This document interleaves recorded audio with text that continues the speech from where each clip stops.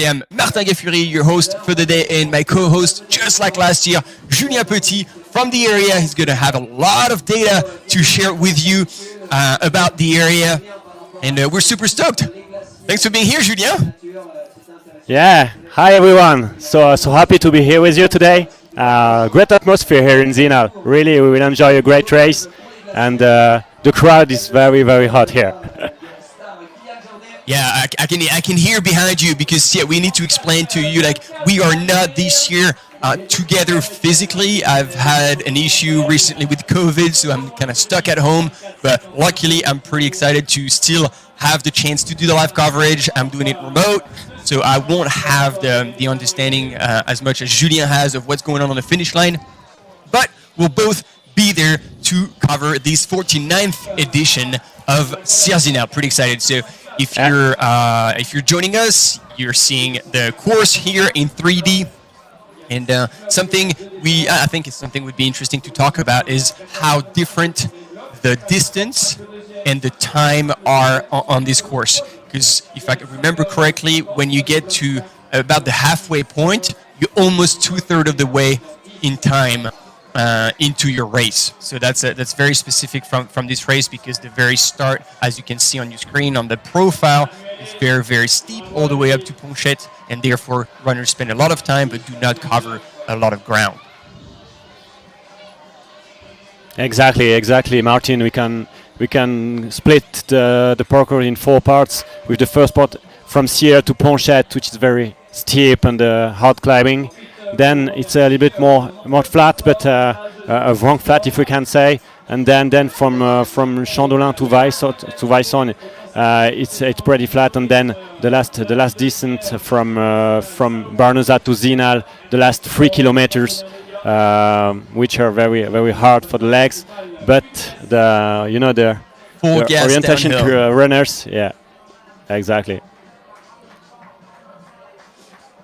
So a little bit of a word about how to follow us. Obviously, if you found us, you're probably on Facebook or on YouTube. We will have people doing the moderation, both on YouTube and on Facebook. But you can also get involved, and this is very important that you help contribute to that. So first, obviously, if you have comment, if you have any piece of information you would like to share with you, by all means, do this. This is why we have the chat and we want to interact with you. And sadly, as always, there will be spam, there will be trolls. So basically, just ignore them. And the one thing you can actually do to clean that feed is if you go with your mouse over one comment, there's the 3 vertical dots. And if you click on that, you have the option to report and block. So this is what you can do to contribute to getting this chat clean and allow for everyone to have a better experience. So we have on the images the start. And as you can see, it's already very bright, very hot. It's going to be an 11 a.m. start for our competitors. And everybody is slowly but surely warming up, getting ready, staying hydrated, and basically getting ready for another crazy edition. Exactly, and this 49th edition, Martin, is very special here. It has a special flavor because after 2 years of COVID, we are back to a one-day race where the tourists and the elite runners run together. So it's very special here, and we can feel it here in Zinal. Really, the people are so excited to watch the runners coming here, and it will be a great edition and a great day. It will be a great edition for sure, and we're absolutely excited about this. So we're speaking in English. We'll try to speak English most of the time. However, as we do in every stage of the Golden Trail World Series, we also speak the local language. So there will be sections in French. Don't worry, this is your opportunity to practice your French, and we'll switch back into English very shortly after. But let's say hello and welcome to our French friends. Voilà, bonjour à tous.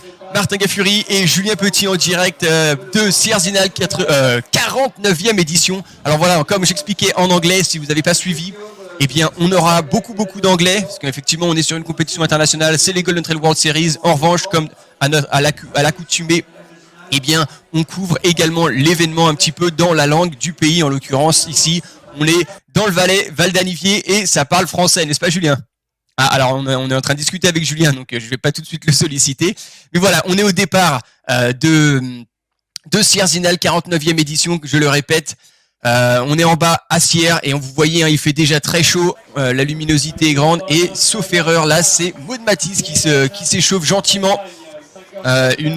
Exactement, la favorite chez les femmes. Et voilà des images du Val d'Anivier. Bonjour à toutes et tous, pour les francophones qui nous écoutent, un petit mot en français aussi, donc une 49e édition, comme je le disais avant, qui a une saveur particulière, puisque après 2 ans de pandémie, on revient à une course sur un jour où les coureurs touristes qui sont partis certains à 5h du matin, finalement pourront voir arriver des élites et ses favoris. Donc voilà, une course vraiment spéciale. On a vu à Sierre, on a vu Maud Matisse, qui nous parlait hier entre autres de la chaleur, pour dire que voilà, il faut s'habituer, il faut s'adapter, et pour elle la chaleur ne pose pas plus de problèmes que tant. Mais voilà, on a la vue donc sur la zone de Sierre où les coureurs sont en train de s'échauffer. Il fait entre environ 26-27 degrés, il fera 26-27 degrés au moment du départ. So in English, yeah, we can see the warm-up area just at the start in Sierre. Temperature will be pretty hot, between 26 and 27 degrees. Yeah, it's gonna be hot at the start in Sierre. Yeah, so we can see as well that right now we have the elite athletes presentation. Yesterday we had a press conference, and obviously the GOAT, Kilian Jornet, who was obviously all eyes are on him. He's here secretly or officially, we don't know if he has announced this yet, but he's for sure coming back for a 10th win. He just scored his 10th win at Zegama earlier this year, and it's for sure coming for his 10th win. So he means business, and it's going to be interesting to see, because obviously when he comes here, he's prepared, he's strong. And let's hear the interview.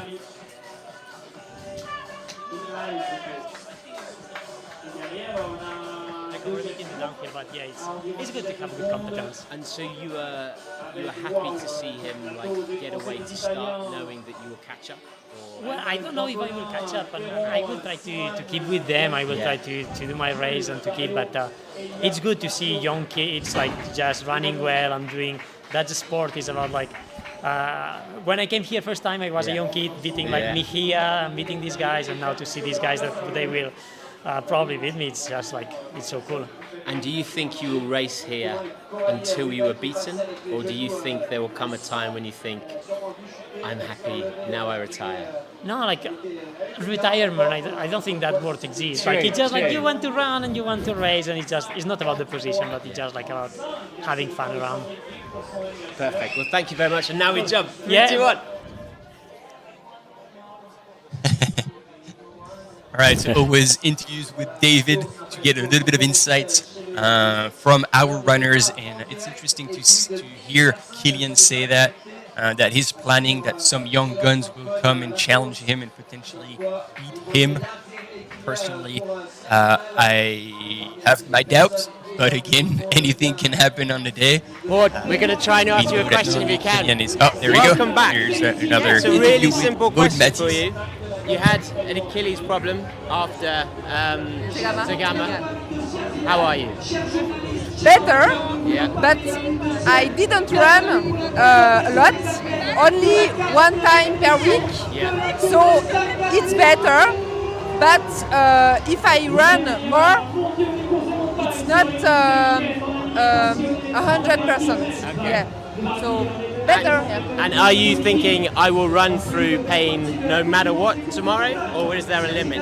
I think maybe 1 hour after the start, I will feel the Achilles, but it doesn't matter for the race. So only 1 hour 45 of pain. That's all it is. Yes, a short yes, movie. yes. A short movie of pain. That's all it takes. Good luck, Maud. Et voilà, et donc je pense qu'on peut parler en français. En plus, on voit le drapeau français qui est à l'écran avec Hassan Chadi, un coureur qu'on verra pour la première fois sur Sierre Zinal avec de grosses prétentions. Hein. Là, c'est 2h09 au marathon, donc ça va très très fort. Donc, juste pour traduire un petit peu ce que Maud racontait, et c'est ce qu'on disait tous les deux avec Julien avant de lancer le live, c'est que la Maud Matisse, elle a été blessée pendant un moment au tendon d'Achille. Sarah Lanza. Pour l'interrogation de savoir. Oh là là, mais on a à peine le temps là, c'est encore des interviews. Allez, eh bien, écoutez, on va laisser Sarah Alonso avec David. Then you win in Mont Blanc and you're thinking, these podiums are pretty tasty. But then Norway. Not podium. Hey, not too, not bad. So now, how do you feel coming into this race? Has Norway reduced your confidence? Not just like I like to do a good and hard training session before a race, but like I was recovering of stand, I don't do it, and it's like, oh, I needed to think in positive, but yes, I think I can do it well. I don't know, the podium always in Sierre Zinal is really difficult, but my personal goal is trying to do less than 3 hours, but I don't know. We will see. Last year, 11th. 10 people go up. Which place do you think this year? Oof, no sé. I would like to do top 5. Yeah, fingers crossed. Yes, last year I think here was my first important race, and it's super nice to be here again. Will be super hot for me, really hot, more than in Norway. Yeah. But okay, we will see. We will join and just running and push hard every time. Like this year, this race is always like pushing hard all the time, and really excited for tomorrow. Amazing, thanks, Sarah. Voilà, donc on a les retours, hein. Donc on va pouvoir traduire à chaque fois en français. J'espère qu'on va avoir suffisamment de temps pour le faire cette fois. Sarah Alonso qui était 9e l'année dernière, c'était sa première grosse course internationale depuis, on l'a vu en haut des podiums, et elle espère faire un top 5. And you really struggled with the second half. Yeah, This year, I think you're climbing even better. yeah. I think I am more prepared this year, and the shape is better than last year. So I will try to push until the end.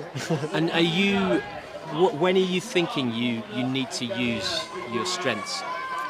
Of course, I need to do a good uphill because I know that I am better in the uphill. But then I have still to manage for the last part and keep a bit of energy. And have you got a place in mind? Because when I think about how you can perform here, you could try and blow up the whole field by flying up that first hill, but risk blowing up as well. And potentially everyone's in trouble, but you might soldier through. Or you could be more conservative, relax the first hill and go for a lower place, but more chance of it. Like, which one is? Yeah, that's a risk to take, but I will see tomorrow morning if the guys want to go fast at the beginning, and if not, I think I will make the pace that is good for me. You need to, come on, you say if they want to go fast, you need to make them go fast. Come on, show them your aura. Remy is here. Thanks, Remy. Thanks, Remy. Right, another quite a funny interview from David. And we also had the pre-race podcast, and we had the chance to hear a little bit about what Remy had in store, and indeed he We've has got trained Anaïs, a lot. who has come second and third. And here in the Anaïs park. Sabrier, ladies and gentlemen. Now, because of your work as a doctor, you've not been able to train with as much focus as previous years. So, how do you know how fast to run tomorrow? How I do it, I don't know it actually, but I run with my sensation. So if my legs are good, I will run fast, and I hope it will so. But when I think, oh, I am not so good, so I will run with my capacity. I am with my form from my actually form. And with so many new fast runners, are you aiming for a position in your head, or for a time, or just to feel like you've run well? I think the less that I want to, I hope that that my translation will not too bad, because when it is a bad day, the race will really long, and I hope that I have a good sensation. And I think when I have good sensation, I will be happy with my race, and at the end. I will don't so look at the time or at the place, but that I will enjoy the race and the supporter here, and yes. Amazing. Yes. Thanks so much, Anaïs. All right, so je vais pas essayer de faire une traduction intensive parce qu'on va passer désormais à, j'imagine, une interview de Robbie Simpson du team Adidas Terex, qui fait 4 fois. Robert, we've got one super question for you, if I can deuxième sur cette remember. course. Last time you were at 12th at the top of the first hill. Yeah, okay, yeah. Unbelievable, like flying through the fields. From what I can gather so far, a lot of the fast runners who are here, they've all been racing last weekend. They're probably going to go off too fast. So, are you thinking same strategy, backing yourself for that back end? Well, last time there was a few issues. Like I had a bit of a stitch for a lot of the way, so that was why I was a bit further back, and I didn't feel so good. But then I think it actually helped me feel fresh at the end. So I'll just see. I'd like to not be really far behind, because then mentally, you know, you have to like dig deep to kind of move through. So I'd like to be a little bit closer, but still saving something for the end. And does this mean that you're trying to think of nutrition to give you a stitch early, just to force you to slow down to get that same kickback? Yeah, and also just trying to get some drinks in, energy and drinks, because it's going to be hot, so you just want to drink loads, you know, early on. So come on, Britain! Robbie's our only hope. Come on, Britain! Voilà, donc effectivement, petit récapitulatif, Robbie Simpson qui avait eu un point de côté sur le début, qu'il avait forcé à être un peu plus loin. Il était We have dès ma got Joyce pochette, here. et puis derrière, il était Joyce, revenu can we très, ask très you a fort. question? So, this year so far, you have won everything, and then last week you had some troubles. So, before last week you were walking like this, I am undefeated, but now you're like, ooh, but now I lost one. So tomorrow, are you feeling very confident, or are you thinking, ooh? Talking about tomorrow, Yeah. yes, I'm also confident with it. Yeah? So looking forward for it, it's a long way, but mentally I will try to calculate my calculations well, and my target is to finish and to finish strong. Yeah. And do you think you will be leading up the first hill? I can't talk about it for now, but it's my goal also to be maybe with the cabin, if and maybe from there I can decide whether to push and where not to push. And this is the first time you race Maud. This is my first time here in Sierre Zinal. So I feel more happy and excited to race with the other athletes and strong athletes, and tomorrow I hope the race will be okay. And do you think Maud has won here? She has the course record. She is very experienced at what speed to run. Will you be running with her in your mind, or will you be running just you? Okay, talking about tomorrow, I also include her in my calculations and my racing, but tomorrow I will do my own competition, not minding whether she's there or who is there. I think Nice. Also for her, she is also thinking about me, maybe. Yeah. But tomorrow I will just race my own race. Amazing. Well, good luck tomorrow. Thank We you. will see you around. We head to someone else.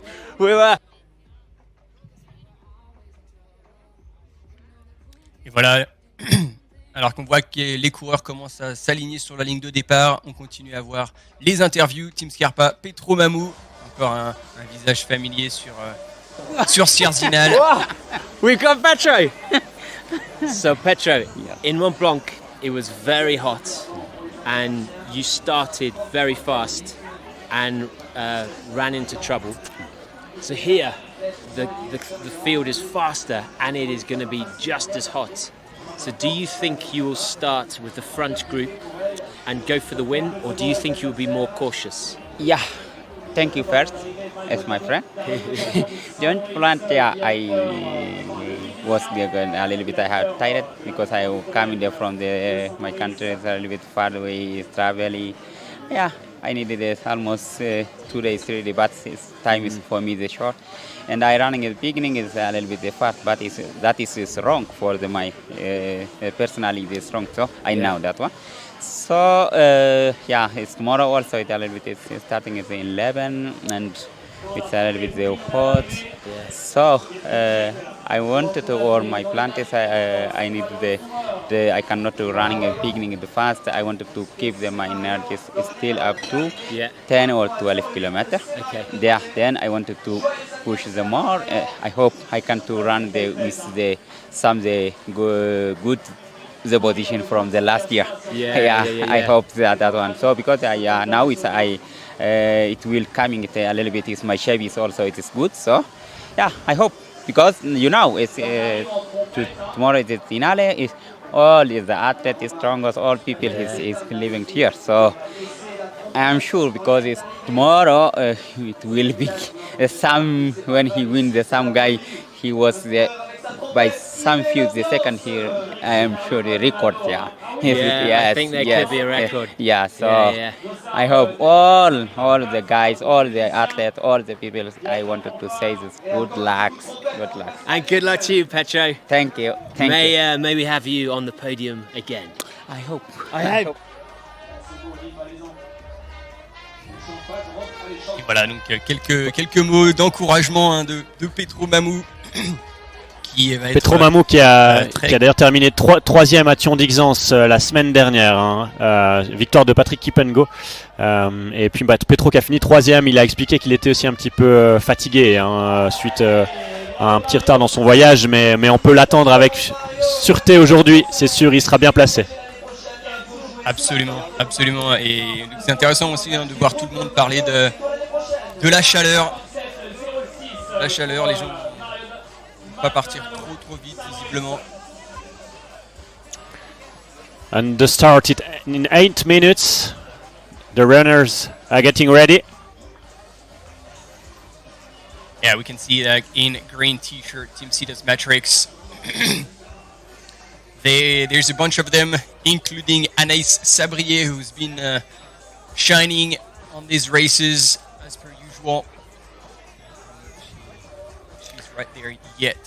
And Martin, maybe just a word about Remy Bonnet, because yesterday at the press conference we had a chance to talk with him, and he was saying that will be a dream to win in the same year the Patrouille des Glaciers in winter and Sierre Zinal. There are the two main races in the Valley region, and that will be unbelievable for him to get the doublé, if we can say.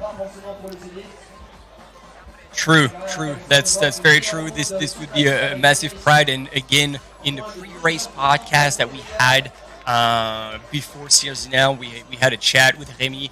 He said, I asked him, okay, are you more a ski mountaineering athlete or a trail runner? And he said, I'm actually both, and this is my balance, and this is something that I find it healthy for the body and for the mind. And so I am not one or the other. I am definitely both. So we can understand that it would be equally meaningful to him to win both Patrouille des Glaciers and Sierre Zinal in the same year.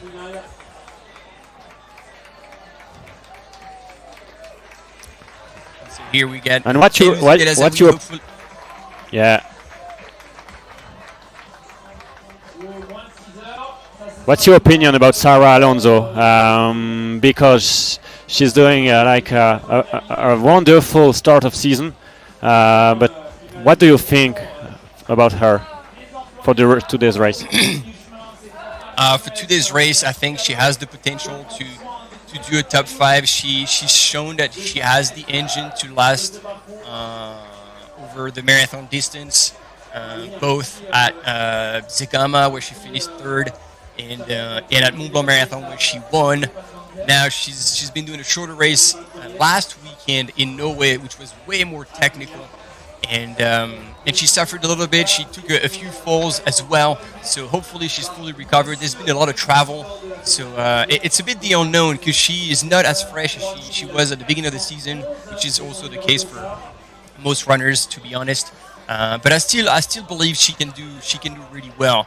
Against Maud, that's going to be a challenge for sure, but we've just heard that Maud was a bit struggling with her Achilles, so that could set her back as well. So I think the battle is going to be between Anaïs Sabrier as well, who always comes really trained, and she mentioned in the interview that she wasn't as trained as she used to because of work, and personally I believe that's potentially a good thing because she'll be more fresh, because you really need to be fresh for this race because it's essentially all out from start to finish, or close to that. And as we see the course on the right, we see people lining up, and I've just seen Rémi Bonnet in white, so let's remember that in case we need to identify him later. Robbie Simpson, I think it's pretty smart what he's doing right now because of the heat. He's got a bandana around the neck, whether he's going to keep it for the whole race or chuck it after a bit. I don't know, but keeping cool is definitely going to be the name of the game. You do not want to overheat. So white cap, white bandana. I think this is a very smart move from Robbie. Next to him, Elouzine El Azaoui, who's also very strong in the climbs. Hopefully he won't suffer from the heat too much because he's had issues in the past with hydration and nutrition. And on a hot day means you need to hydrate a bit more. So hopefully he will be okay with that.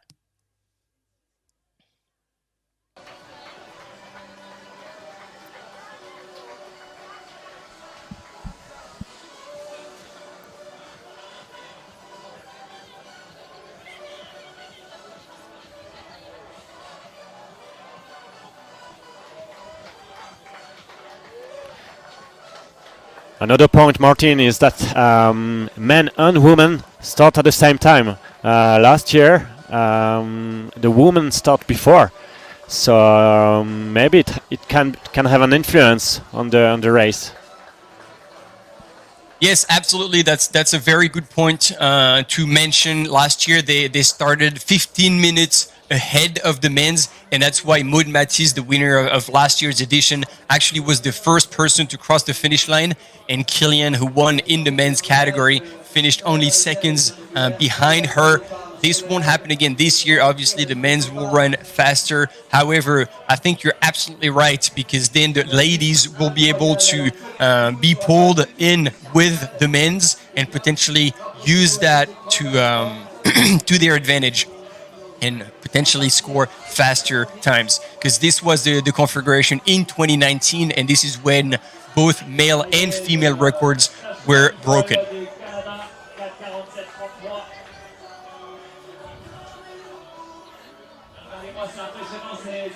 All right, and we are 2 minutes to starts, ladies and gentlemen.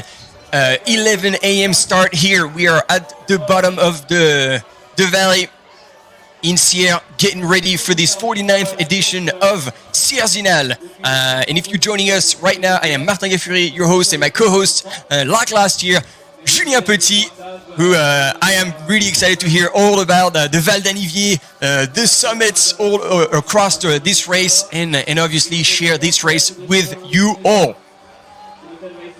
Exactement, un petit mot en français, hein. Bonjour à toutes et tous. Magnifique édition qui s'annonce, la course qui va démarrer d'ici 2 minutes. On s'attend vraiment à du beau spectacle. En tout cas ici, la foule est déjà présente, vraiment avec une ambiance de feu. Ça va être magique. Oui, ça va être magique, ça va être incroyable. Et puis là, si on reparle un peu en français, il y a beaucoup de noms qu'on n'a pas eu vraiment l'occasion de mentionner, mais qui méritent d'être là, parce que on a par exemple un Sylvain Cachard qui fait champion d'Europe de course en montagne. Donc forcément, il y a du gros niveau. Alors on ne sait pas à quel point il a pu se préparer pour cette course. Maximilien Drion aussi, le champion d'Europe de trail. Là, cette année, le Belge. On a vraiment c'est le local de l'étape. Hein. C'est Maximilien Drion qui habite à Vercorin, donc juste à côté du Val d'Anivier. Voilà le départ qui va être donné. Okay, ladies and gentlemen, only a few seconds from the start of the 49th edition of Sierre Zinal. I hope you're excited. We sure are, and we will be covering this race live, both in French and English. You can interact with us on YouTube. Okay, I'm just going to shut up so you can hear the sound from the start. And there we go. They're off. Ladies and gentlemen, there you all go. These runners, they will cover 31 kilometers and 2,200 meters of climb, 1,100 meters of descent. This is a point-to-point race if you are not familiar with this course.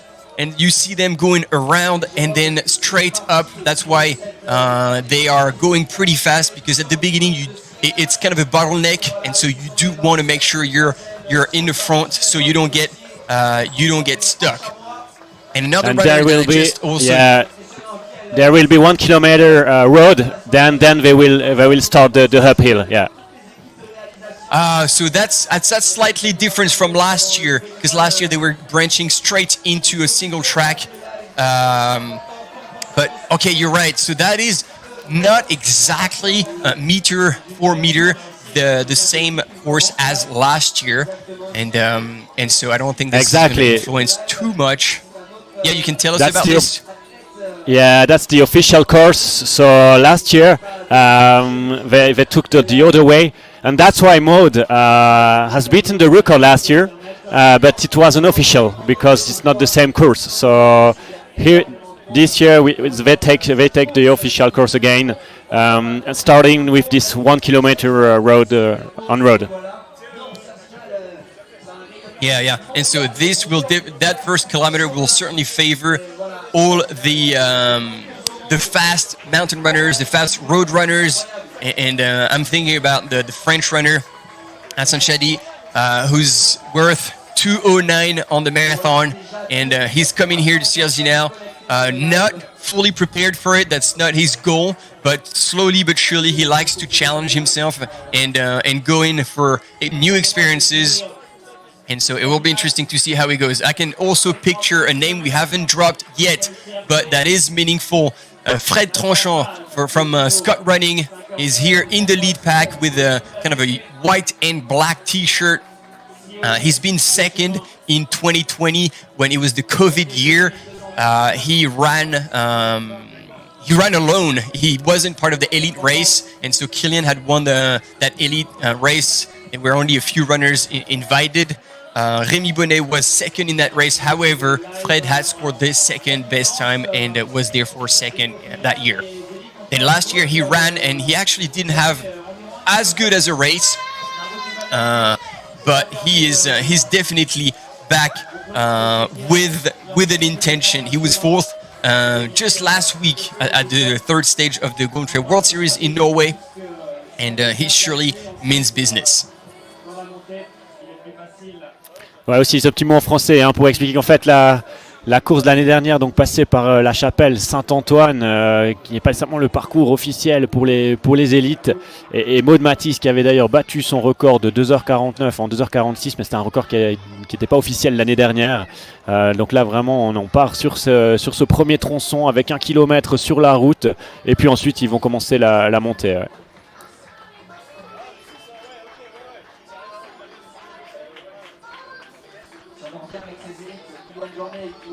And yeah, there's a lot of people with us. So we have a bit of a replay of the start. That's the second wave, because there's going to be several waves for this race. Yeah. As Julien mentioned, this is the first time since COVID that we have a mass start with all the participants. And so how many participants do we have this year altogether on the day, Julien? Yeah, totally we have 6,100 runners, and you will have like 2,300 elite runners, like they start now, so that's why we have several waves. Yeah, there we go. And in the meantime, on the left side of your screen, we have the elite athletes leaving the road and starting to get into the single track. You see the gradient gets way steeper, and that's where I say really, truly the race starts, and we'll have camera runners running just ahead of them. and we'll start to see like who has decided to take on the race and start leading. I think Remy was pretty adamant that if the pace going up the hill was not fast enough for him, he was going to run his own pace. So I'm actually quite eager to see who is in the front.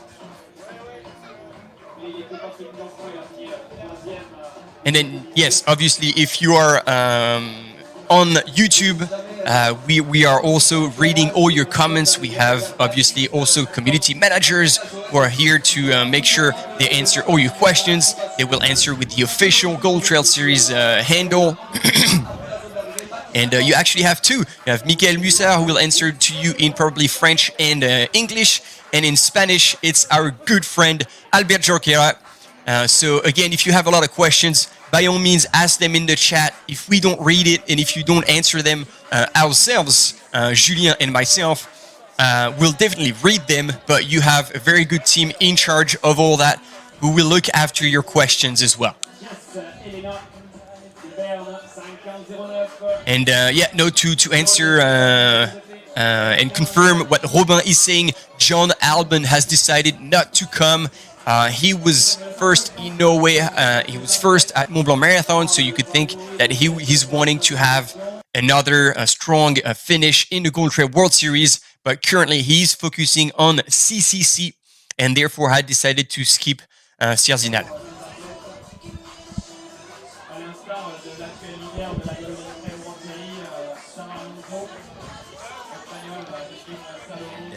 So if you're joining us today, the race has already started. You see at the bottom right corner of your screen, 6.5 minutes ago.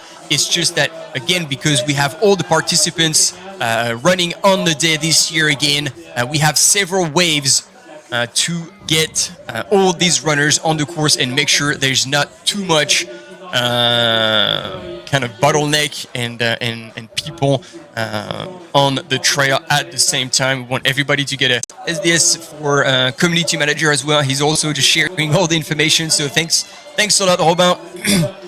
Indeed, it's Sophia Laukley. Sadly, I was really looking forward to seeing her race here in Sierre Zinal. She was extremely strong in Norway. Sadly, she got COVID as well. There's quite a few of us who actually had it. And she will not, sadly, be racing today. Martin, maybe just something on the number of participants. As I told, there are 6,100 participants today, and this is possible because we moved the race from Sunday to Saturday, and that gives more time for participants to take part to Sierre Zinal. That's why we have then more waves for the runners now. Yeah. Oh, perfect. That is good. That is good. And see, I mean, when you think about Sierre Zinal, it's like the crazy race, the meeting between trail running and mountain running, and yet now we even see road running.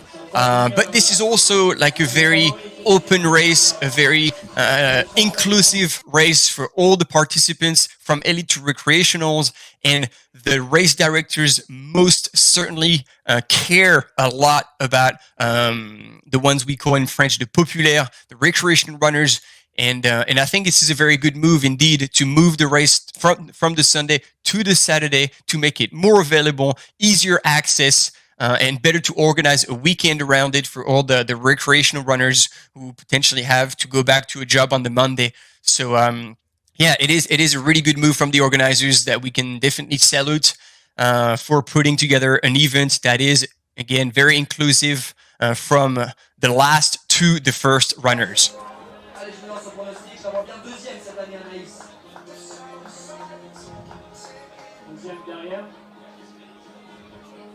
Ouais, franchement, je pense que Maud, elle est quand même. Elle est là, quand même. Elle dit qu'elle a des problèmes au tendon d'Achille et tout, mais elle reste quand même supérieure selon moi. So while this second wave is about to get started, we can talk a little more again about the course, which is very, very unusual. Because again, if you weren't here with us at the very beginning of this live coverage, there is a bit of a a difference between the distance and the time. And this is very specific from Sierre Zinal. When you are about 16 kilometers into the race, which is about halfway, you're actually way past halfway in time. So you have to account for this when when you want to pace yourself in terms of effort, but also in terms of nutrition and hydration. And this is, ladies and gentlemen, the second wave of the 49th edition of Sierre Zinal, with more runners that are going to try and conquer that hill, that crazy uphill, 31 kilometers, 2,200 meters of gain and 1,100 meters of descent.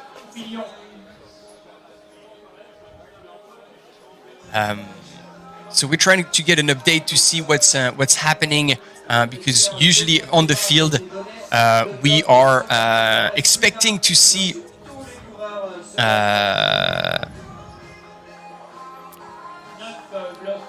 we're expecting to see the images from the first runners now, but if we're not, there must be some technical problem. So we'll keep you updated as much as we can. And again, if you have, we try to have multiple sources from all over the place. I'm going to try and check the data we get from the field.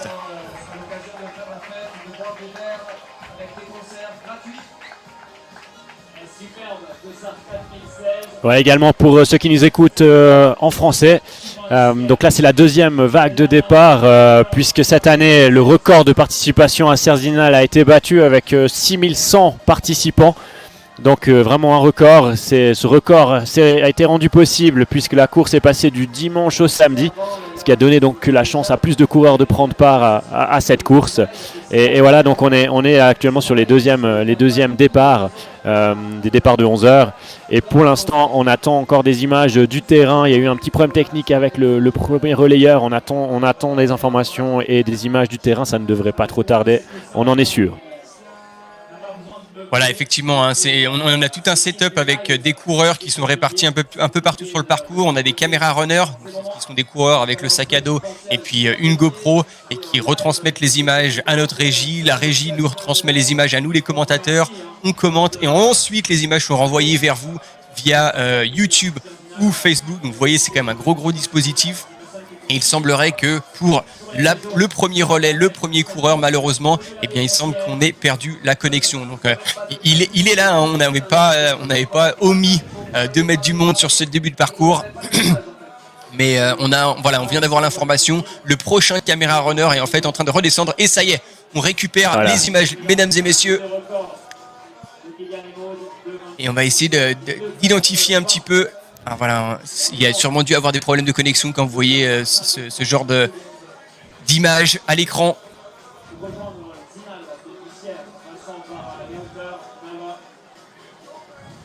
Jérôme, avant de revenir catégoriquement sur le populaire, on va parler des hommes. Son pronostic, le podium, allez, lance-toi. Dans les hommes, moi je vais venir voir André Libonnet. Ah, il rêve.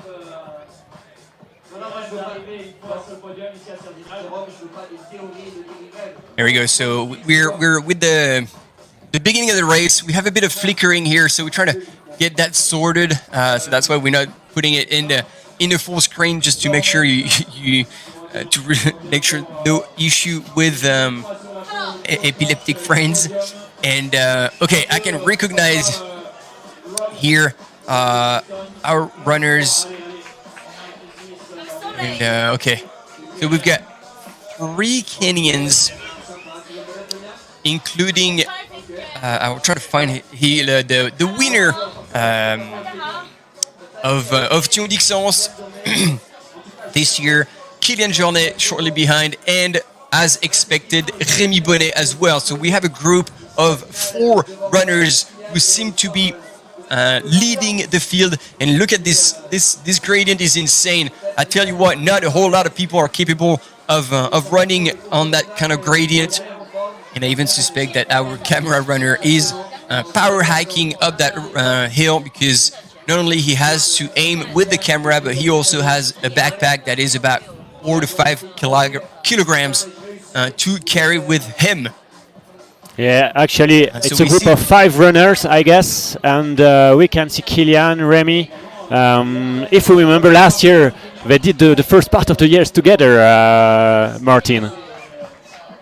Very true, very true. They were together, and then shortly after, Petro Mamou caught up with them, and then it was a 3-man's lead pack at the time, all the way until Kilian decided to put an attack, and then nobody could respond. Remy was the first to drop, and actually he must have suffered a little bit from that very fast start at the beginning, because then he fell back a little and finished 9th. But Petro Mamou, who had caught up with them and lasted a little longer with Kilian, actually dropped completely and finished 30th last year. So it shows that if you're just going a little bit too far ahead, a little bit too far in the red zone early on, you will pay the price big time later on.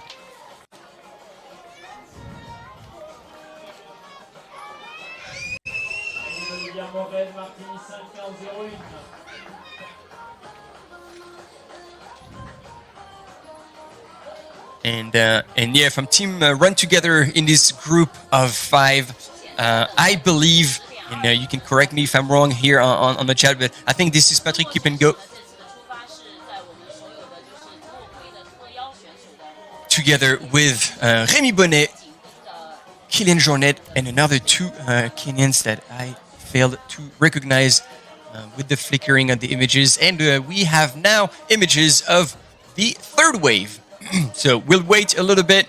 There's probably still some technical issues to sort out, but we are with you. We are well into the race now. And okay, our runner must have dropped back a little. I see Elouzine El Azaoui from the back. I'm trying to lean over my screen to see what's happening there.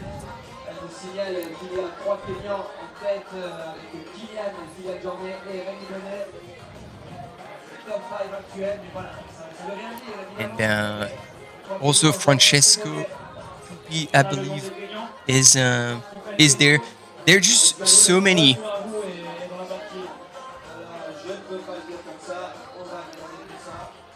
We will get the first information about the time in Borga. In 2019, when Kilian did the record, he passed through Borga in 20 minutes and 28 seconds. So, yeah, they will come there in about 3 minutes, I guess, 3-4 minutes. So we'll get some info from Borga, I guess. Yeah, and we'll start getting a bit of a feel of the pace they've gone at, and whether it is a fast pace or not a fast pace. So there we go. Now the field is a bit stretched, a bit more stretched out. We've got 2 runners from Terex. I missed quite a few of them. Let's see if we can have our first ladies. No, not quite yet. This is indeed Philemon Keriago, but I still believe. Thanks for the number 153. But I still believe that with the team Run Together, that we had the winner of Tour d'Ixence this year, Patrick Kipengeno.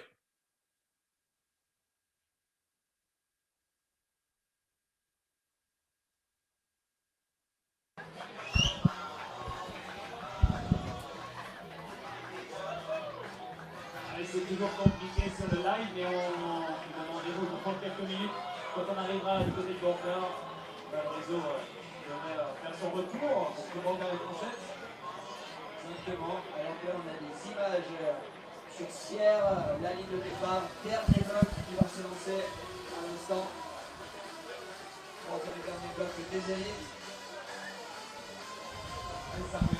Bon, du coup, nous n'avons toujours pas des images. On attend encore impatiemment. Voilà, je pense que c'est le caméra runner dont on vous parlait qui, lui, semble ne pas avoir de problème technique, qui redescend pour aller chercher les coureurs, pour aller rechercher la tête de course et vous offrir de nouveau des images pour qu'on puisse suivre cette course en direct avec vous tous. Et on dit Sierre Zinal, Après, il faut quand même le dire, c'est un exploit de pouvoir tourner des images dans ces conditions, dans cette montée qui est franchement importante. Donc, quand même, bravo à toutes les équipes de production. Et voilà, là, on est de retour sur la tête de la course. We are back on the head of the race. Yes, exactly. We have the leaders. So that was our second camera runner planned in the filming, in the covering, who actually ran down because he's been informed of that technical issue. So he ran down to catch the leaders a little bit earlier, and what now we have the leaders. So again, we're just a little far to picture all the bib numbers because we're still missing, I think, one name from these top 5 runners. I repeat, we have Rémi Bonnet, Kylian Jornet together, and Patrick Kipengeno, who was the winner of Tour d'Ixence. We keep repeating this because this is a very good reference here, and it was just last weekend, so it is a very good indicator of the fitness of these runners. And then apparently number 153.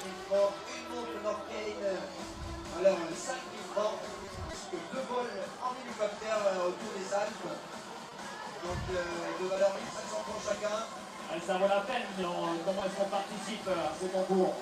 En fait, il faut être présent sous la tente et il faut avoir couru Sierre Zinal parce que oui, on va quand même pas récompenser les personnes qui sont montées en voiture.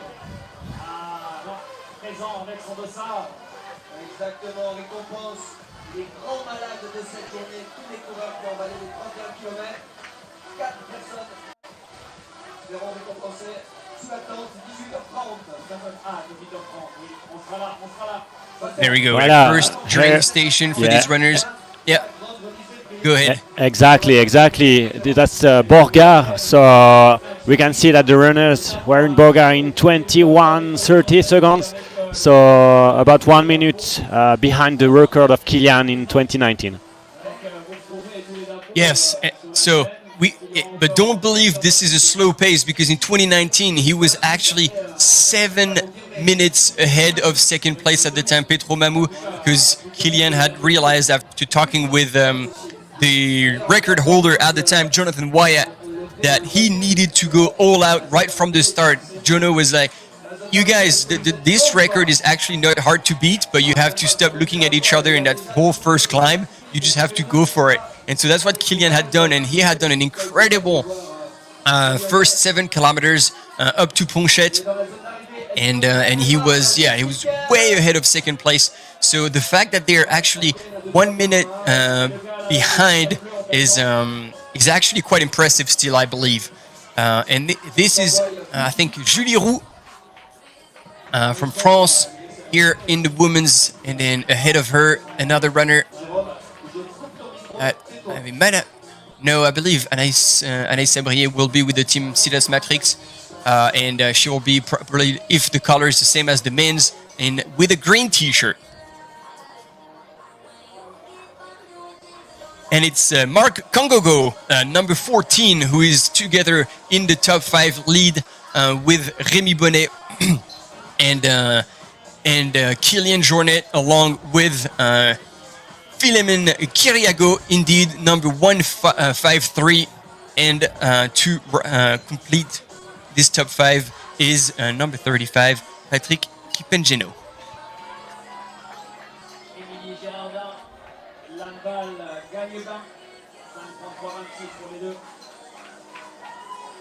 And this is our lead group now, and I think as I speak about him, Patrick Kipengeno is now... Oh no, that's another runner from Team Run Together, so from the same team, who is actually catching up, and this is now going to be a group of 6 runners together in that first climb.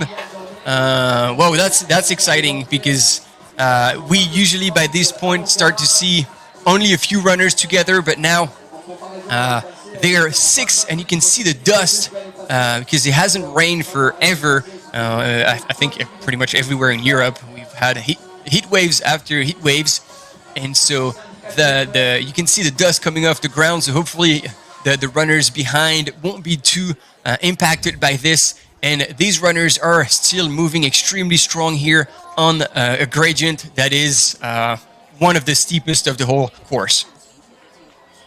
Exactement, peut-être le dire aussi en français, Martin, parce que c'est une très bonne remarque. Hein. C'est vrai qu'il y a eu très peu de pluie cet été et aussi ces derniers temps, ce qui fait qu'on voit c'est très poussiéreux et ça c'est vraiment des conditions qui sont comme ça depuis maintenant quelques temps. On a eu très peu de pluie ici et également avec de grosses vagues de chaleur. Très très bonne remarque. Ouais. There we go. And as we drop down into the field, so we have several camera runners, and we're expecting to see the top woman, and you can hear our camera runners and huffing and puffing because it's just so hard to keep up with these elite athletes on this climb. You can see them pulling away now.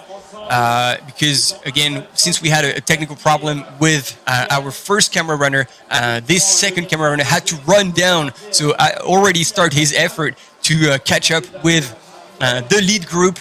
And so now we had the first 6 runners who have gone through, and now we are expecting, and I believe this is Petro Mamou that we see in the distance coming in the chasing pack. Yeah. Petro Mamou from Team Scarpa, he said he didn't want to go too hard at the start because of the heat, because of the temperature. And so if this is truly what he sticks to, then this is a well-executed race so far. Petro Mamou, who has won Sierre Zinal, that was in 2016, and he was third in Thion d'Ixans last week. Yeah. Yes, and Robert Pengboy, we have seen quite a lot on the Gold Trail World Series. In very good position here, breaking the top 10. Oyana Cortazar here in the women's race, powering through the field. Very, very strong runner that we always have the pleasure to see on the race. And look at this. See, this is something we always see, even more so in ultras. Women starting at a more conservative pace, but then starting to creep up on the men's. This is the case here as well in Sierre Zinal. Oyana Cortazar here showing a very good pace, alternating between hiking and running. And here again, we're with Robert Penboy and Petro Mamou. And behind, who's that? That's our son. I was expecting from the same team Robbie Simpson, also from Team Terex, but no, this is Urson, who's been doing really well last year, and I think not a whole lot of people have talked about him, but I really believe he can do also very well, and he shows that is here. Daniel Urson, number 37, and so I hope that we'll see his team partner Robbie Simpson not too far back, and I believe he is not too far back indeed, with his cap I think only 2 spots behind, so right where he needs to be. And I'm curious to see who was with the red shorts just behind this runner, so we'll try to figure that out very shortly.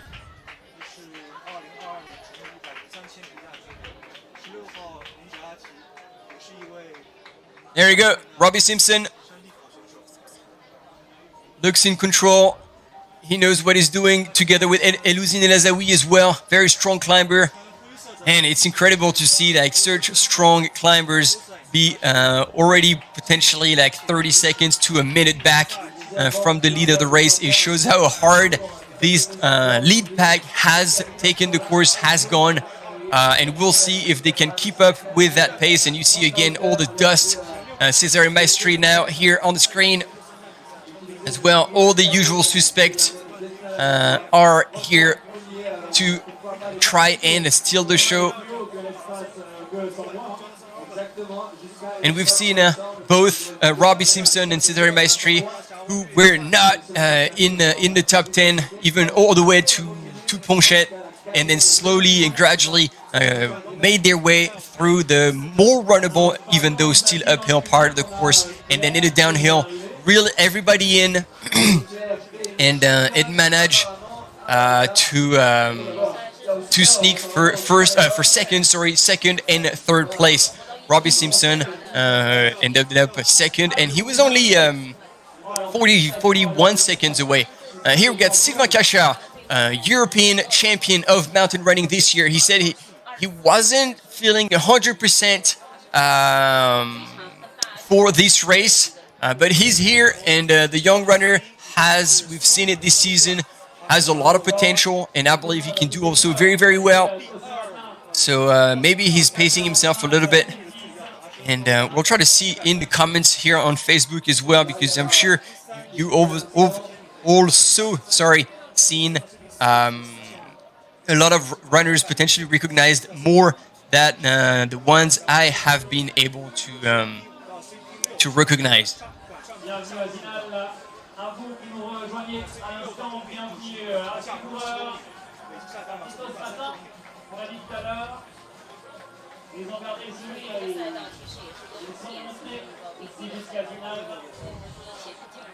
Et ils arrivent, ils sont pas plus... Voilà, on peut peut-être faire une petite update en français sur nos premiers hommes. Donc on a dans le groupe de tête 6 coureurs désormais. Ceux qu'on attendait, Rémi Bonnet, Kylian Jornet, et on a également Philemon Kiriago. On a 3 Kenyans, maintenant peut-être même 4. On a Patrick Kipenjeno du team Run Together qui a remporté Thion Dixence le week-end dernier. Et il me manque encore un nom, mais on les a bientôt. Voilà, c'est Marc Kangogo, numéro 14, également en Kenyan. Et j'ai l'impression qu'il y avait, tout à l'heure sur les images, on l'a vu, une 6e personne rejoindre ce groupe de tête, également du team Run Together, mais j'avais pas le nom. Alors là, voilà, est-ce qu'on a des images? Effectivement, Anaïs Sabrier, qui est peut-être... parce qu'on n'a encore pas vu Maud Matisse sur les images, donc j'espère qu'on ne l'a pas loupé. Mais ici, Anaïs Sabrier du team Silas Matrix. Ouais. Qui avance. Voilà, la française. Ouais, Anaïs, dans son interview d'avant-course, on l'a entendu avant, qui expliquait que voilà, la préparation était plus compliquée pour elle, car maintenant elle travaille à 100% et elle trouve des plages d'entraînement en dehors, donc elle rentabilise ses week-ends un maximum. Mais on peut compter sur elle. Aujourd'hui, elle sera parmi les femmes de tête. Si ça se trouve, elle est même en tête. C'est vrai qu'on n'a pas vu Maud Matisse encore. On n'a pas eu d'image d'elle. Voilà. Donc, est-ce que Maud se réserve ou est-ce qu'elle est partie, elle est passée à travers le cadre de notre caméra runner? Mais voyez là, Anaïs Sabrier qui effectivement sera peut-être un peu plus fraîche qu'à l'accoutumée, on l'espère. En tout cas, on n'attend qu'une chose, c'est qu'il y ait une belle battle entre toutes ces féminines.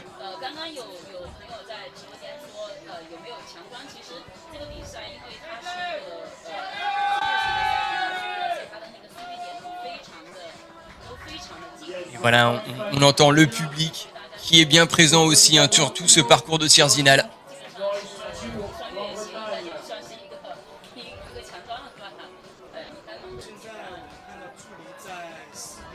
Ouais, le public qui sera amassé aussi, qui s'amasse aux endroits de ravitaillement. On pense notamment à Chandolin, ce village qui est situé au-dessus des 2000 mètres. Et là, vraiment, il y a toujours beaucoup de monde qui s'attroupe à cet endroit-là. On pense aussi évidemment à Tignouza. D'ailleurs, la nouveauté cette année, c'est qu'il y a un sprint de 100 mètres à Tignouza avec en fait, une remise des prix qui sera donnée au vainqueur de ce sprint. Donc, un petit peu comme le maillot vert qu'on peut avoir au Tour de France. On a le sprint à Tignouza, c'est une des nouveautés cette année.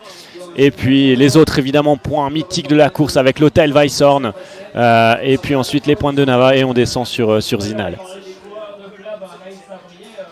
So that's interesting to mention. I don't know if there's going to be a lot of elite athletes who will try and go for this sprint. But this year there is a sprint segment on the course shortly after Chandolin. Julien was telling us all about it, and I think here from Team Adidas Terex, is that Victoria? I'm completely guessing here. We'll probably try and wait for the bib number unless somebody on the YouTube chat has this information, then he can share it with us.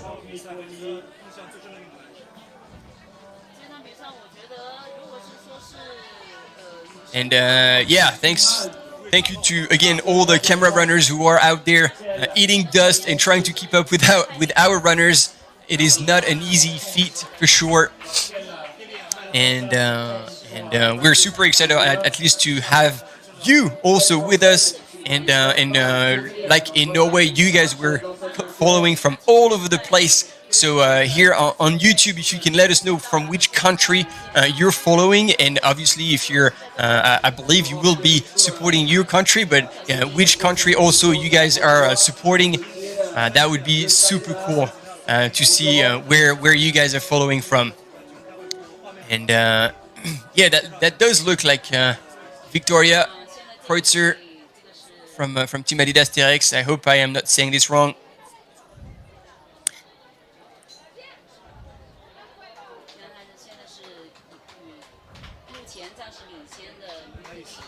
Everybody is breathing pretty hard, so we're still trying to figure out whether this is the women's leader here on your screen, or if we have missed Maud Matisse, but we will try to get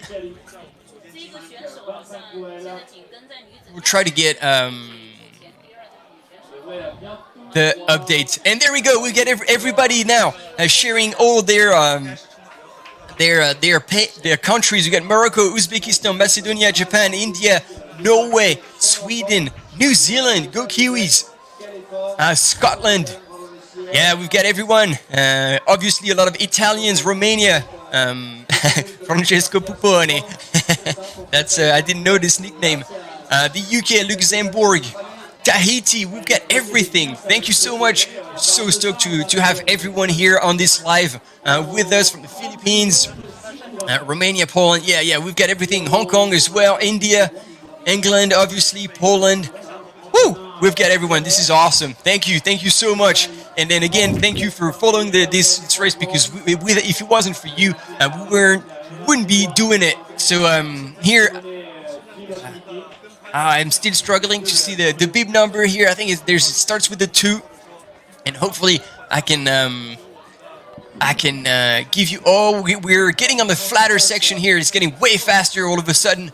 So we'll see our camera runner try to maybe reel in some of the runners.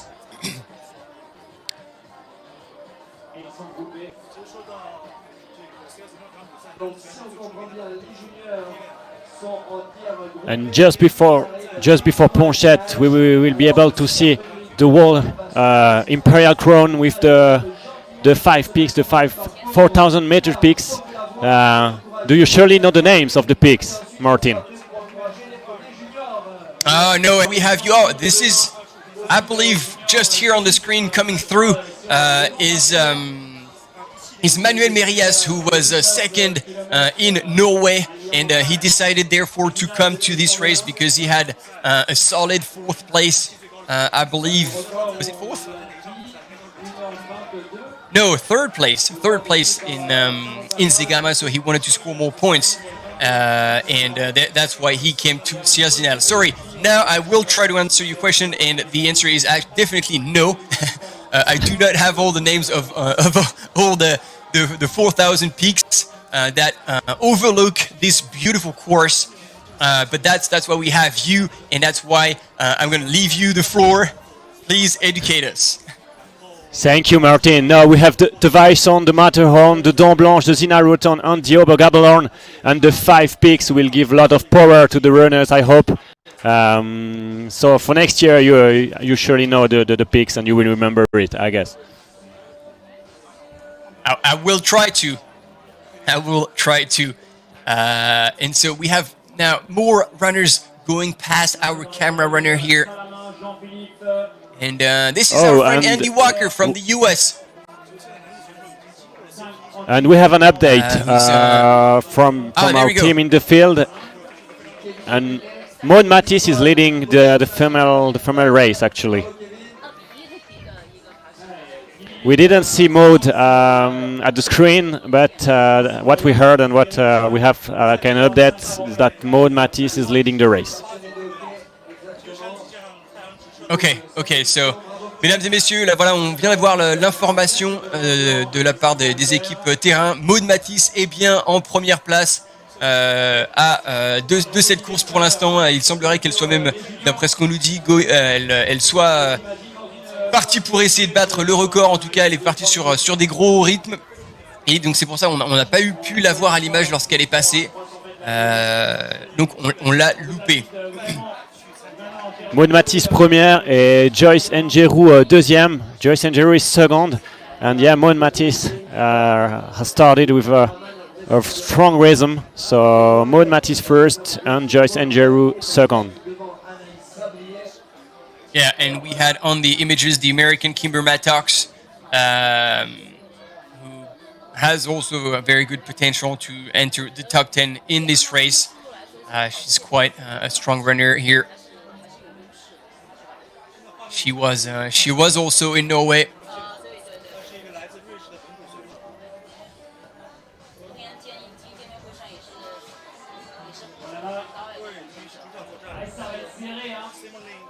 Je ne me rappelle plus exactement le stand d'Ali Pays, sur le 10, 5, 40 et quelques, et puis là on a Stéphane Ganzel, président de la commune d'en face, pour la commune le 9 Pontenay, 5, 40, 34. And we just got the update. It's Rebecca Cheptegei qui est en troisième position.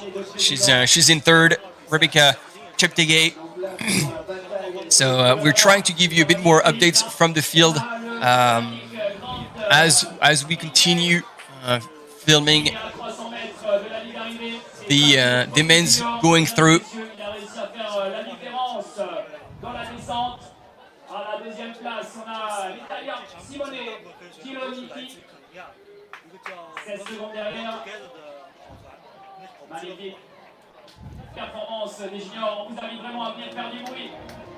There you go, our camera runner is still trying to keep up.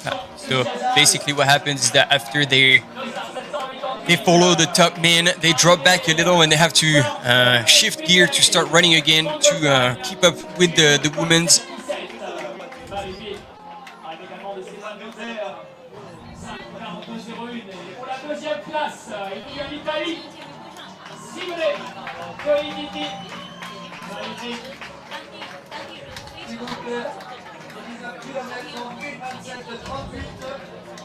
Troisième junior, il est bientôt là.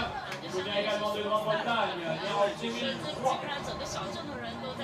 Avec son dossard 745, parti à 19h15 de Champ-de-Lan. Après 19 km, il est dans la dernière descente ici à Zinal. Il est là, la zone d'arrivée. Allez, faites du bruit pour le troisième, Edouard Cohen. All right, we're catching up with more female runners here. You can see how bent over they are. The slope is just so steep. It's quite impossible to run, and therefore you bend over, you power hike, use a different muscle chain, and therefore when you transition back into running, you have a little bit fresh. So here, Oyana Cortazar, who's being passed. I do not have the name of the runner as well.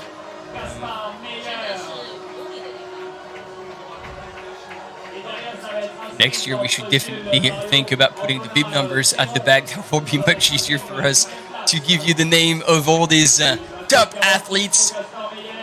And look at this, only a few meters ahead, and it's almost the same amount of vertical at the same time from our camera runner who's now filming from front. So Oyana Cortazar.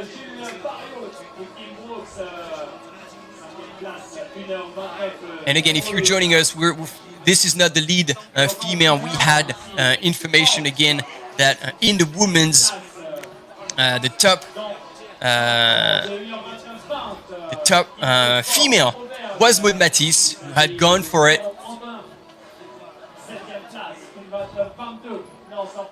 And now on this more runnable section.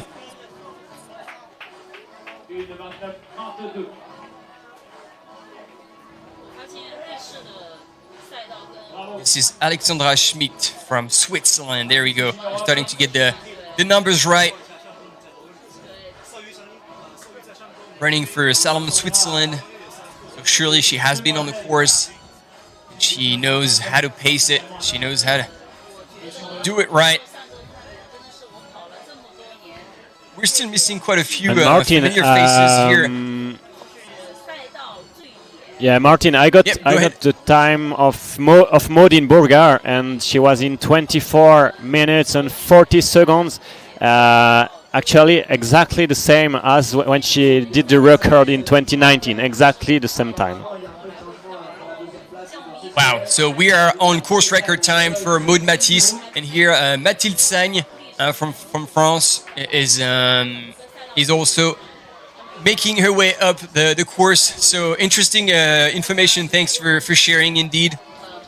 So Maud Matisse, despite her Achilles, she is on course record time. So perhaps, as she was explaining to David in the interview yesterday, she knows that the first hour she should be okay and should experience too much pain. So maybe she's trying to open up a gap and put herself in the safe from and pull away from her competition. So even if she has to slow down a little bit or suffer from her Achilles later on, she won't be too far ahead and she won't be able to be caught. And it seems, this is my guess here, that yeah, this is the lead man. There we go. So the lead pack has been blown away, and this is now a Kenyan who is leading the 49th edition of Sierre Zinal.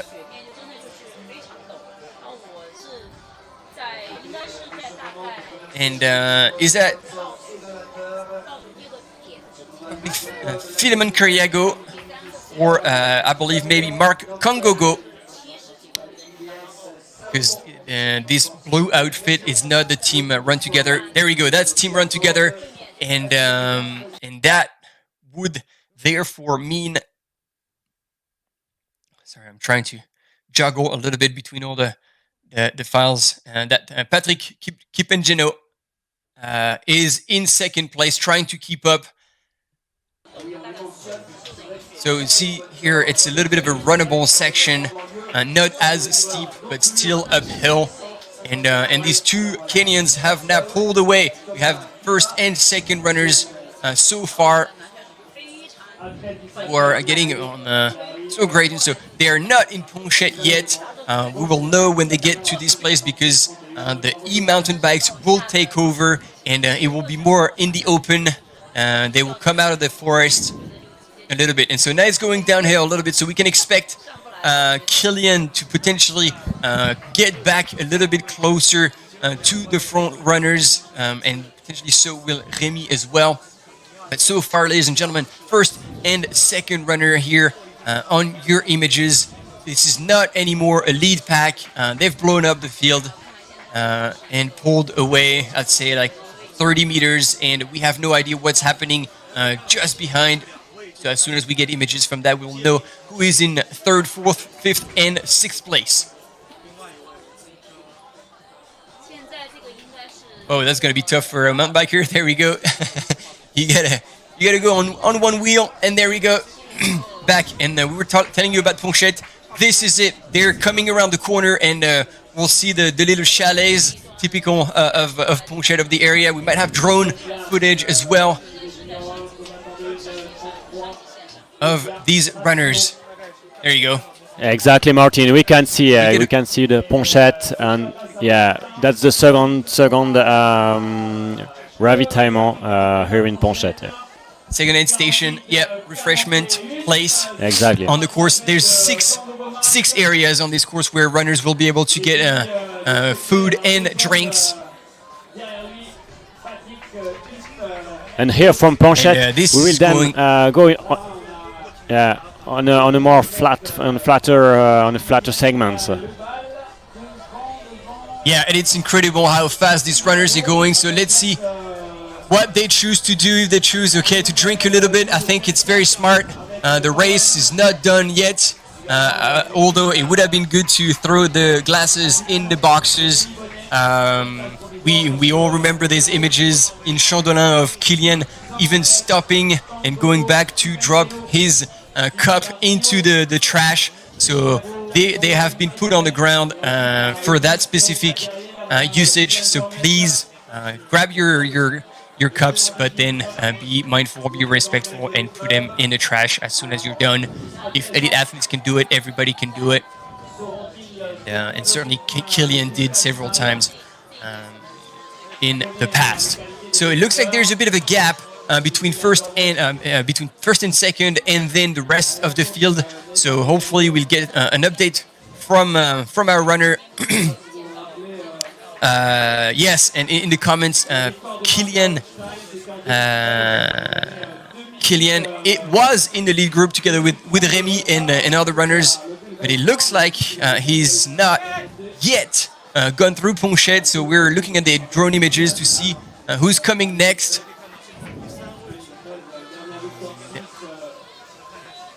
I can't quite see there. Yeah, we can see. It might be Kilian. Yeah, there it is. So with the cap is Remy Bonnet, who is already in the trees. He's on his own, so hard to tell whether this is him or this is Kilian ahead. No, it's okay. Remy is in third place, and he's catching up with the first and second runners here. So Remy third place. He had said that he wanted to go pretty strong on the uphill, and he certainly did, because he is in third, and he is not with Kilian. Kilian is slightly back. So now we'll see on the more runnable part if Remy is capable of coming back onto the leaders or not. He said he had worked a lot his running skills on the flatter section, and now we have the head of the race. Okay, so now I'm confused. So maybe they were another two Kenyans and then Remy, because the race leader is not together with another runner. So try and get this right for you. If you have updates as well, let me know.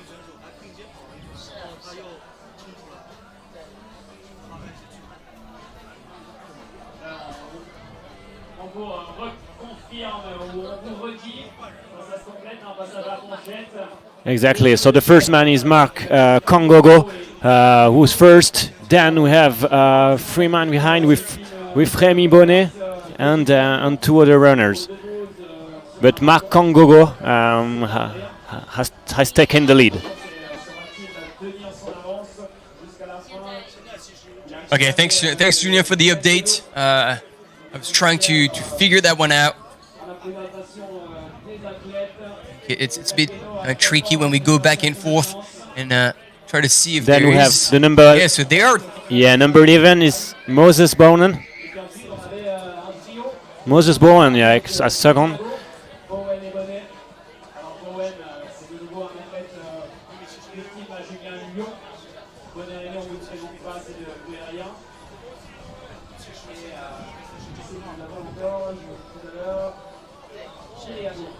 So yeah, it's a bit confusing with all this the same. Okay, I have the same outfits. In Ponchette, I have in Ponchette Marc Kangogo in 48 minutes 41. Then Patrick Kipengeno just 2 seconds after him, and then there is a gap with Kiriago Ombongo Philemon in 49 and 16 seconds. Then we have fourth Bowen in 49 16 seconds. Yeah, we have a group then with Remy Bonnet, Bowen and Kiriago, and then Kilian is sixth, and he has 1 minute behind the head of the race. So Marc Kangogo first with Patrick Kipengeno, a group of 2 at the head of the race. Then we have Kiriago, Bowen and Remy Bonnet, and Kilian as sixth is alone for the moment. Wow, that's incredible. Already 1 minute back. So the question is, have they gone on a rhythm that is just way too fast, and maybe they will fade away? It's hard to predict. And there we have Kilian here on the images, who, as you mentioned, was 1 minute back. So he will definitely try to pace his effort a little better, and hopefully can reel them in to have a bit of a fight. I don't know how these Kenyans can run downhill.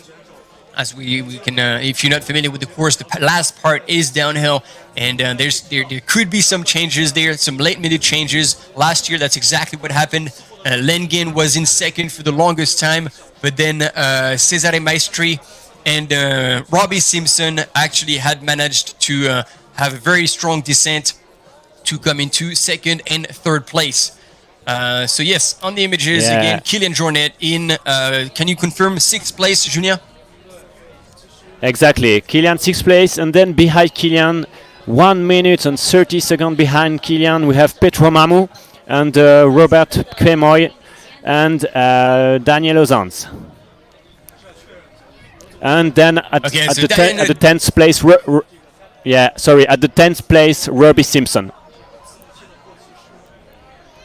Okay, so that's still a good sign, because Robbie Simpson last year was 12th coming out in Ponchet, so he's slightly more ahead. And I really like the fact that he was carrying a bandana around his neck, looking after himself, trying to not overheat, and that hopefully will pay off in the later stages of the race. He knows the course, he knows how to pace it right. Obviously, the Kenyans started extremely strong, extremely fast. The question now that remains is, will they be able to keep up that pace, that crazy pace, all the way through? Exactly, Martin, because Congo and Kipengeno have 3 minutes ahead on Rob Simpson. So is it a lot or not? That's a good question. It can seem like a lot, but again, like in the later stages, if you can run fast on this kind of douche grade up hills, and then if you can really open up in this kind of flatter, slightly downhill sections, you can make a big difference. And if you start too fast, we had seen it like with Petro Mamou, who had won this race. Like, he has the potential. He's a very strong runner, but he had started a bit too fast last year with Kylian Jornet, and he blew out completely and ended up finishing 30th. So I think it's really a fine line to ride in this race, and if you get excited a bit too early, you can pay the price, a great price for it. So back in Ponchet, and with potentially the first ladies, but again, we might have missed Maude because we are now with another female runner. So unless she has passed Maude, but it would seem very unlikely since Maude was on course record time. So let's see. It is announced first woman, so maybe something has happened, and and she's passed Maude. So we'll try to get the confirmation for you all.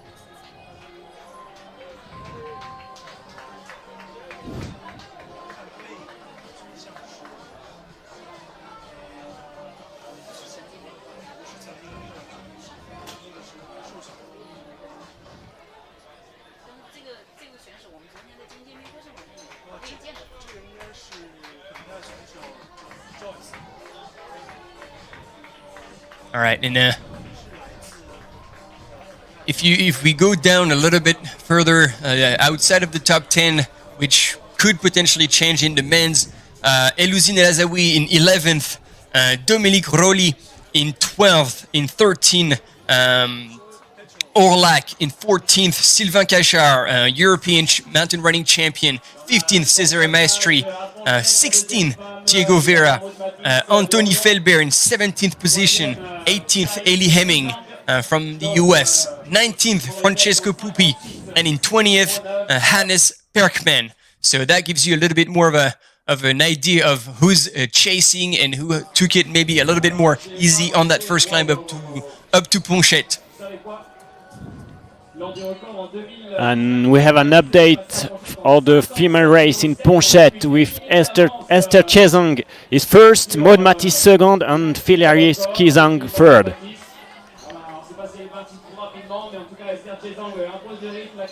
So Esther Chezang has now therefore passed Maud Matisse. Could we assume that she is now on a course record pace, or is it Maud who's slowed down?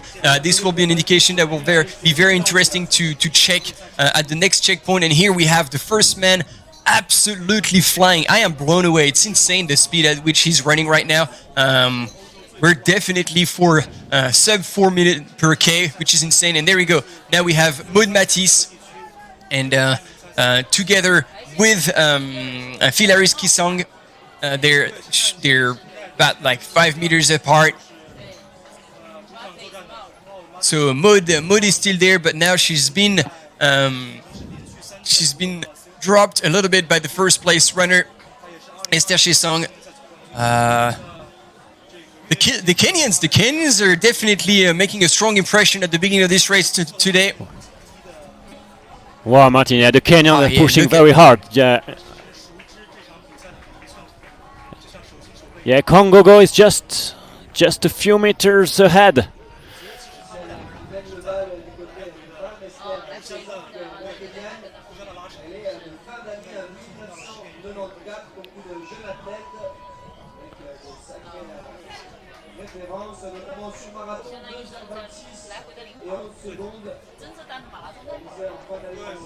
And yeah, Esther Chesang is an interesting fact here.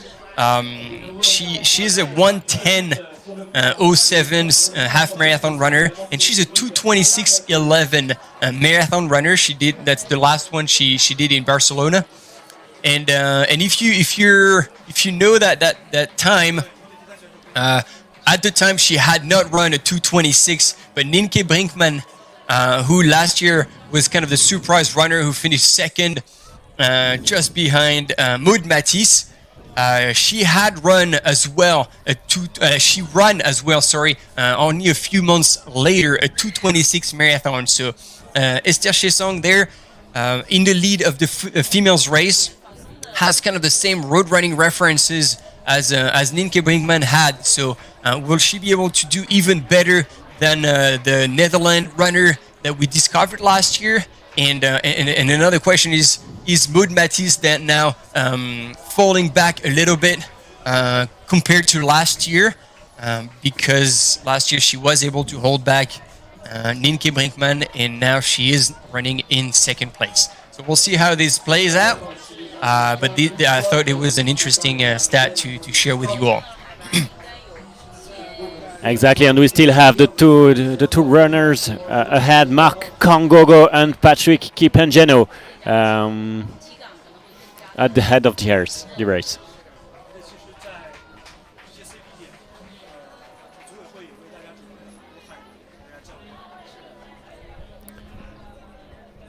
Petit update aussi en français pour ceux qui nous suivent. Donc dans la course masculine à Ponchette, Marc Kongogo en tête avec Patrick Kipengeno. Ensuite un petit groupe qui s'est formé avec Kiriago, Bowen et Rémi Bonnet. Et puis Kylian Jornet donc en 6e position, environ un peu plus d'1 minute de la tête de la course. Suivent ensuite à plus d'1 minute 30 Petro Mamou, Robert Kemoy, Daniel Ozans et Rob Simpson en 10e position à plus de 3 minutes de la tête de la course. Et puis un petit update de la course féminine à Ponchette. Donc en tête Esther Chesang et puis Maud Matisse 2e et Philaris Kizang 3e.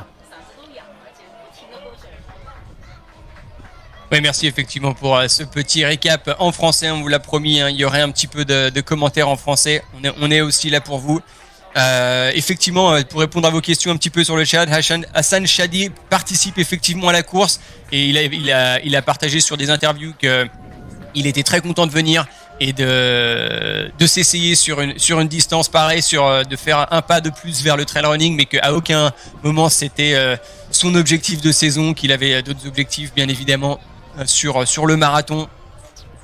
Donc on va voir dès que ça va être un petit peu moins raide s'il est capable de relancer et éventuellement de revenir sur les avant-postes ou en tout cas dans le top 10. Ouais, il s'est fixé comme objectif, peut-être de décrocher un top 10, ce serait déjà exceptionnel, Hassan Chadi. Ah, ce serait effectivement une très très belle performance pour un non spécialiste ni de la course en montagne ni du trail running, et ça montrerait qu'effectivement un 2:09 sur marathon, ça permet de se traduire sur de grosses performances également sur des courses roulantes comme Sierre Zinal.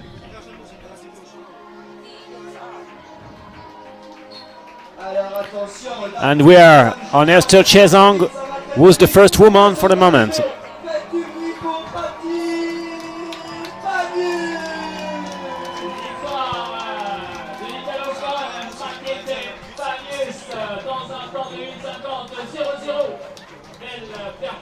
place pour la première junior, 19 km, 1h50. Une arrivée tout sourire pour Mathilde. Alors elle a encore en forme mais pas au bout du rouleau. Elle a peut-être contrôlé sa course, on le saura dans un petit moment pour aller lui poser la question.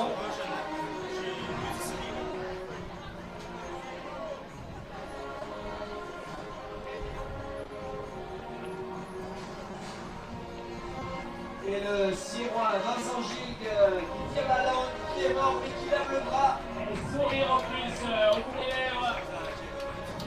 Belle performance, 1h50-45. And there you go. Now this is the place where Kilian had made a move last year and pulled away from Petro Mamou and Rémi Bonnet. This slight downhill, he had managed to recover. Well, gather his strength. And you see this is a very interesting move. You see the Kenyans opening up the arms, relaxing their shoulders, keeping them down. This is going to be a very steep section here on the ski field. So you want to be tiptoeing, not blast those quads too early. And look at them open their arm, try to relax. And almost like they're flying down the hill, literally seeing the pace at which they are running.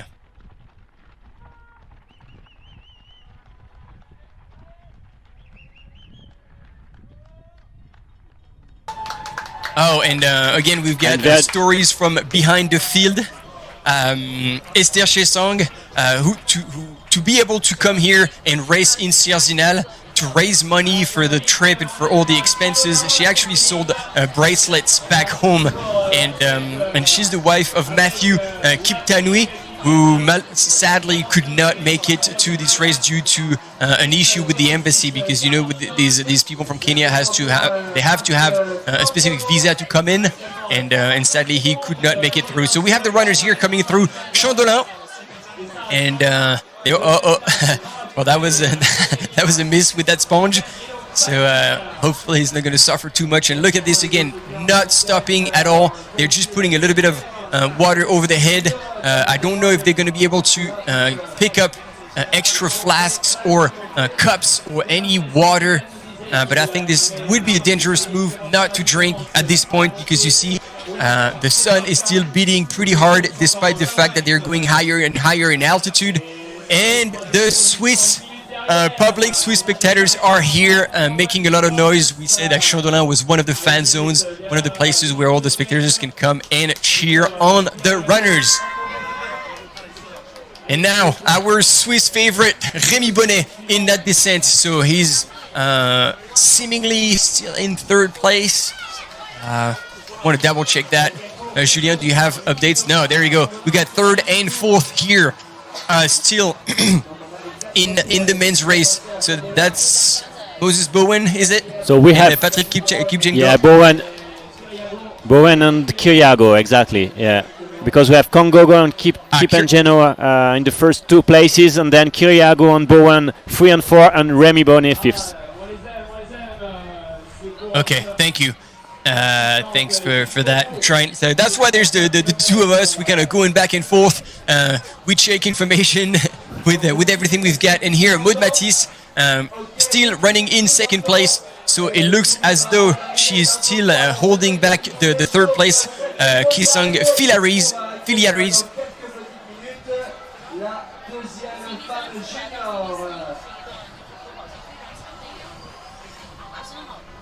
And don't think this is the race leader here.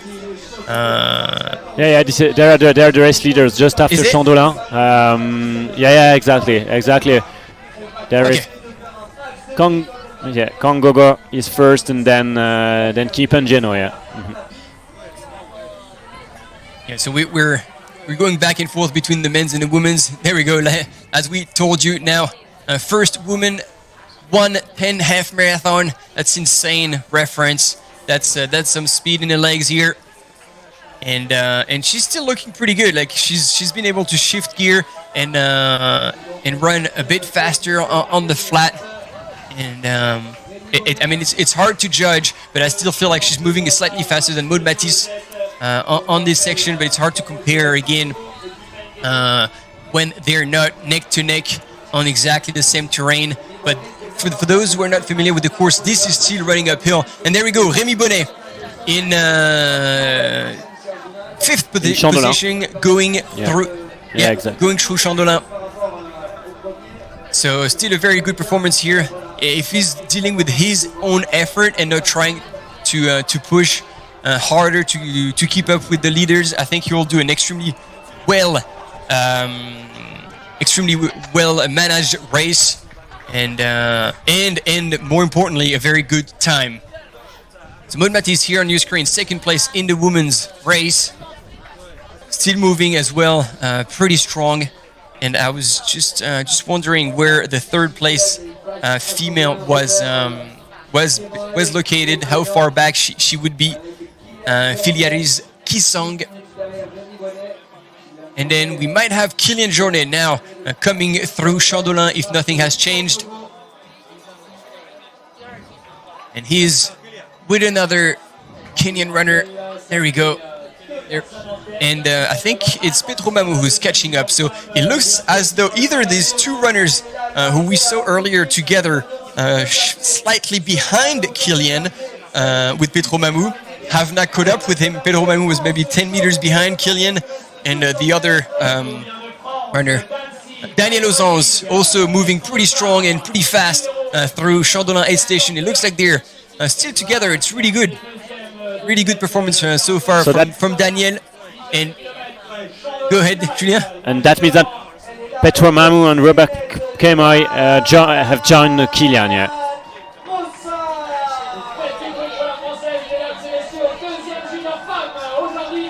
Édition 2022 de Sierre Zinal, Léane Rossa, une 57-01 pour la française. Qui doit être particulièrement fier de sa place et nous on est particulièrement fiers du public parce qu'il y avait du bruit, il y avait une bonne ambiance, c'est bien. On va faire de même pour tous les points suivants. And the Kenyans are still pushing hard at the head of the race. There you go, Cesare Maestri, who just went through as well. So he's slowly starting to come back. Very good position for Cesare Maestri here. Still, I believe, short in the top 10, the back end of the top 10, or just outside. And I hope we didn't miss him. Robbie Simpson. I hope he's not pulling back slightly. Wow, yeah, the two Kenyans are still pushing extremely strong here. I don't know if the temperature will suit them better with these higher temperatures. And our camera runner, biker here, obviously, seeing the speed at which they're going. He's going onto our men's leader, Marc Kongogo. Currently leading and showing absolutely no sign of fatigue so far. Look at this, he's even pushing in that little kick to keep the momentum going, and then this little roller coaster up and down. I think I was a little bit ahead of myself. I think this is the area where Kylian last year pulled away. I was a bit ahead in my prediction. And here, Marc Kongogo from Kenya, born in 1989,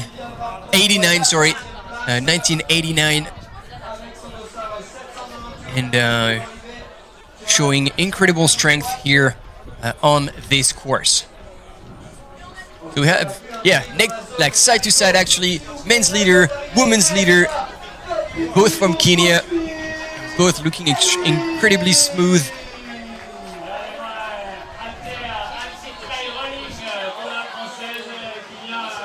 Marc Kongogo was second in Tion d'Ixence last week, so he's in a good shape, as we say. Okay, so that's a confirmation then. Indeed, that's no surprise that he's here, and I'm sure that was potentially the. What do we got?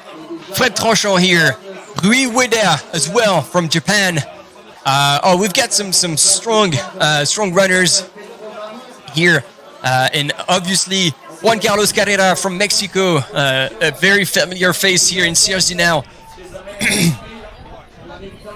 So all these runners have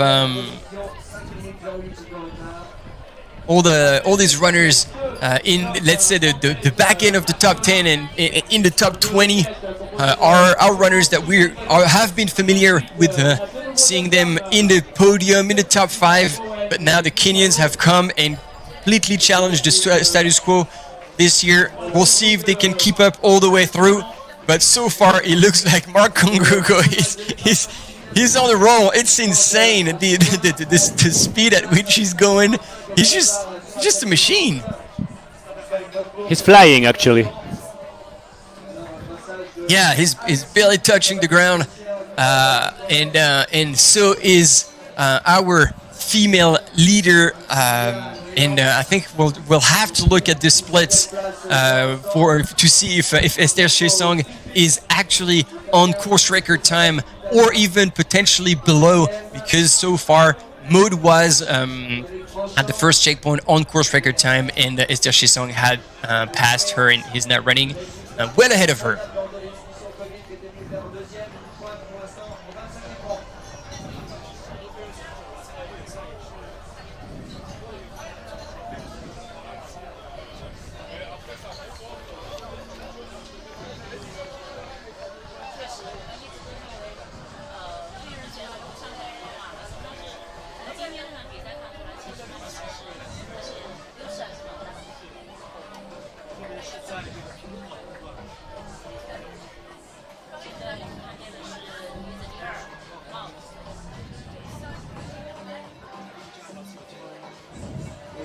Commentateurs, les speakers du live, les connaisseurs et suivre de près.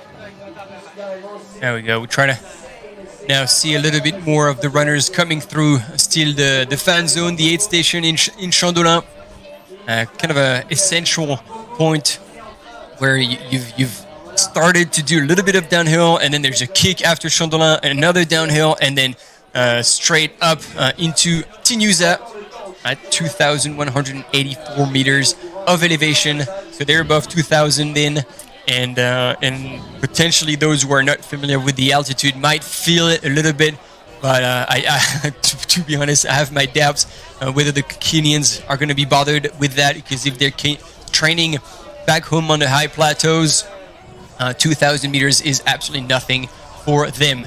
Then we're back with the second place woman, Maud Matisse. And then we are going back and forth in the women's race. And this is our female leader, indeed, Esther, who is coming down on that very steep section, coming into the aid station of Chandolin.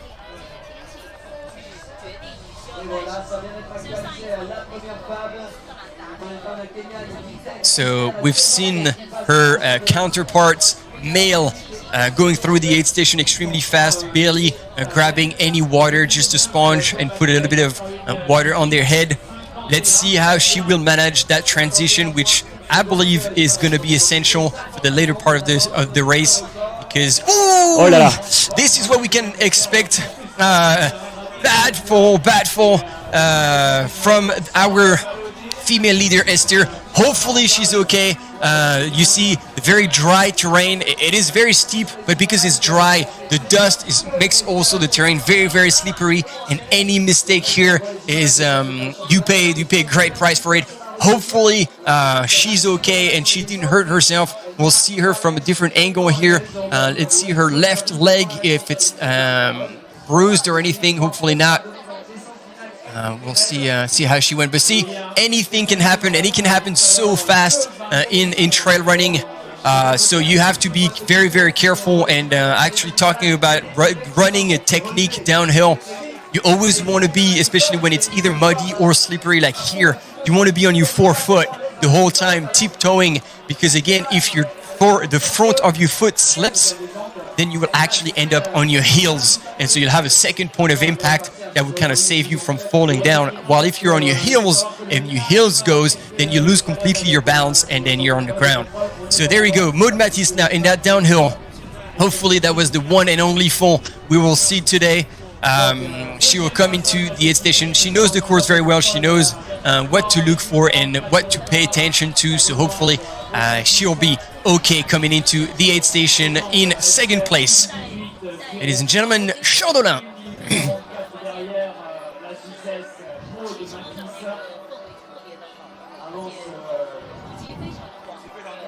Voilà, on l'a vu, hein, Esther Chezang, première pour l'instant de la course féminine, avec une petite avance sur Maud Matisse qui passe maintenant Chandolin. Et c'est vrai, la grande question et le grand point qu'a relevé Martin, c'est comment les Kenyans vont gérer la suite de la course, parce qu'honnêtement là ils ont imprimé un sacré rythme. Mais tant chez les hommes que chez les femmes, pour l'instant les Kenyans ont la main mise, sur cette course. Mais voir maintenant comment ça va réagir. And we are back on the head of the race of the men. We were just before Tinusa. Yeah. It's quite impressive what's happened there, and I don't know if it was because of the fall or anything, but I felt like Maud was catching a little bit. She was I'm guessing about like a minute 15 behind. So let's see if Esther keeps up with her lead, while the top men are there. However, showing it. Man, that looks smooth. That is incredible. How smooth our top runner is running here. Marc Congogo is just insane. Whoa! And that was an ankle. So again, we will have to be very, very careful. As soon as he gets technical, the one split second you're not paying attention, and this is not a technical course. Like let's call it what it is. This is a very runnable course, and so it's interesting that they can make small mistakes like this, because so far it doesn't look like it cost them much, but if it can very quickly turn things around for anyone on the course. And so here Esther is making her way through the men's field, trying to pass them. So obviously they are hopefully all respectful of the woman, and when you say on your left or on your right, you can pass safely. So let's see if Marc can keep up, but at least when he is running, he is absolutely flowing, and that pace is insane. But yeah, see again here, there's been a tiny bit of ankle turn, so the footing is not 100% sure, 100% secured, and I don't know if it's Marc Congogo, if he's paying attention. Yeah. Go ahead, Julien. Yeah, Marc Congogo is arriving in Tinusa now, and maybe we'll see the new sprint section. I told you about the 100 meter sprint section. So yeah, we are now in Tinusa, and you have like the start of the sprint. Okay, so he's not taking composed. care of it. Yeah, I know. Well, I mean, even with pushing the pace, I think he will definitely be one of the fastest.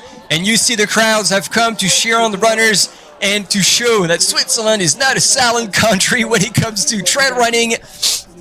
And he's now going down and into the aid station. He was, you can see in his hand, holding a small flask. And that's our camera runner or camera biker who's actually also getting some water, because they are working hard as well, and you don't want to see them bunk on this section either. So back with the first woman, Esther. Martin. Martin, Yeah, just go a ahead. word about the people who are helping for this race, because there are more than we have 650 volunteers who help for the organization. So it's a big event here in the region, and we want to thank really all the volunteers for the time and the engagement.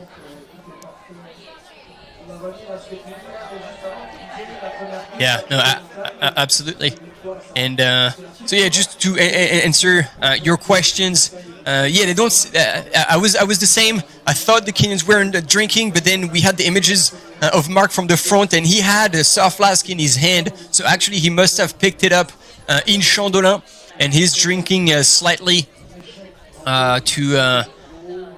to stay hydrated. So it seems like they're still controlling that, and potentially there might even be gels in that soft flask. I know that was something that I was using, and many other athletes were using as well, so they don't have to open a gel and faff around and have sticky fingers.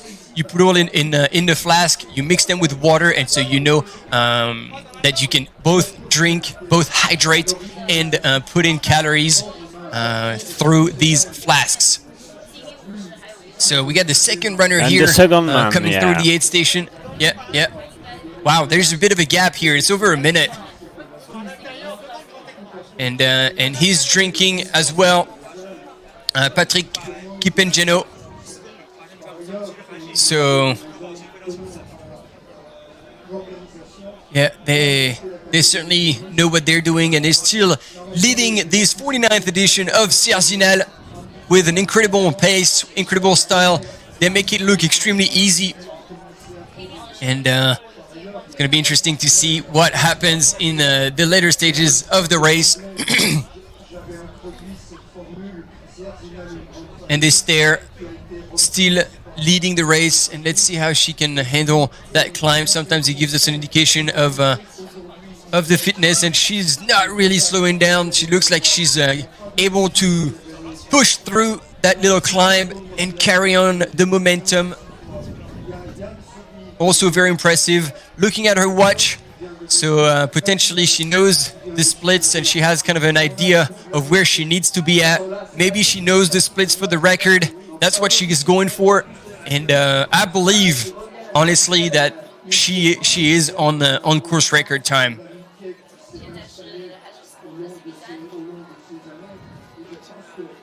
Behind we have more runners. We're back in Chandolin. This aid station, we might see more female coming through.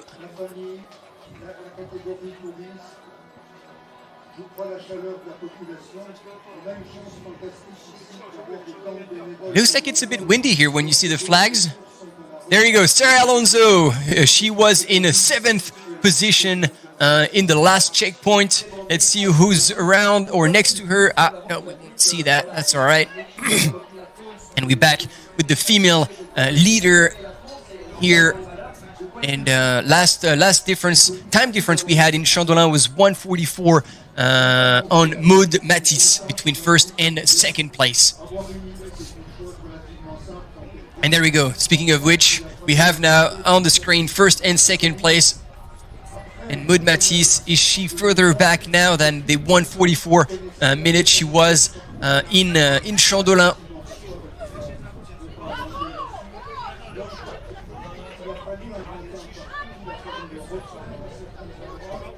Matisse also moving quite well through that section. And yeah, what you were saying, Julien, at the start, I think it helps to have men around these women to kind of pull them up and give them something to focus on, something to try to hold on to as well, or even pass. We see that quite a lot in this race, but at least they're not on their own, and I believe that makes a big difference. Mm-hmm. And look at these images of the Val d'Anivier. That's the next checkpoint with the Hotel Weisshorn, a historic hotel. And here Marc Congo is on the way to the hotel. He's still on the flat section, but then it will climb a little bit and a little uphill then just before the Hotel Weisshorn. That's right, and this bit of a kick, this uphill section has often been an indicator, seeing where runners were in terms of their effort. And interesting move here from Marc. I was going to say he looks extremely well and he's still moving at a ridiculous pace, but he is looking back. So obviously you want to take advantage of that kind of terrain where it's long stretch to see where your opponents are. But these are different strategies. You want to know what's happening behind. I know other runners who are only worried about what's happening in front and they don't want to look behind to worry about what's coming back. Obviously, Marc being first, there's no one ahead of him, but it's interesting here that he was looking back to see who was chasing him and how far back the second place runner was, because these two have raced each other actually last weekend. Whoa, you don't want to take the wrong turn here.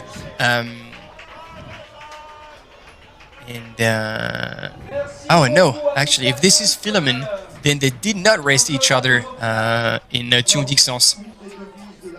I thought it was Patrick Kipengeno, but I might be wrong there.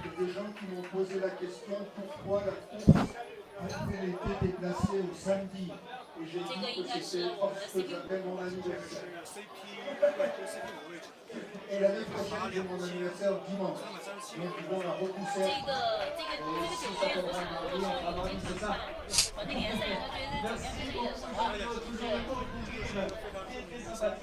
Yeah, we're still, as you were mentioning, Julien, on that kind of flatter section. First, it was slightly downhill, now that's flat, and then it's going to start climbing to Hotel Weisshorn, the next aid station in this race. And at this point, they would have done 71% of their time, of their racing time, and yet they will only be two-thirds of the race, not even that, at 20 kilometers exactly, out of 31 to the finish.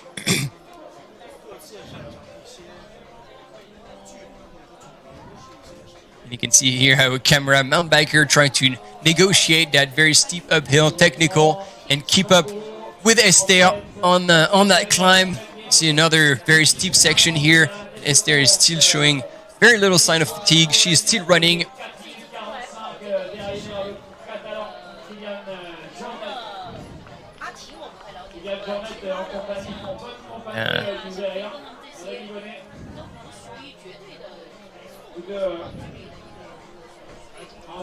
And I don't want to get ahead of myself here, but I feel like when the knees are dropping in on the inside, I think it's something related to the glutes. So a lot of runners, regardless of how fast they are, and obviously Esther is extremely fast because she's leading Sierre Zinal right now, but sometimes a bit more glute muscle will help stabilize those knees and keep a better form.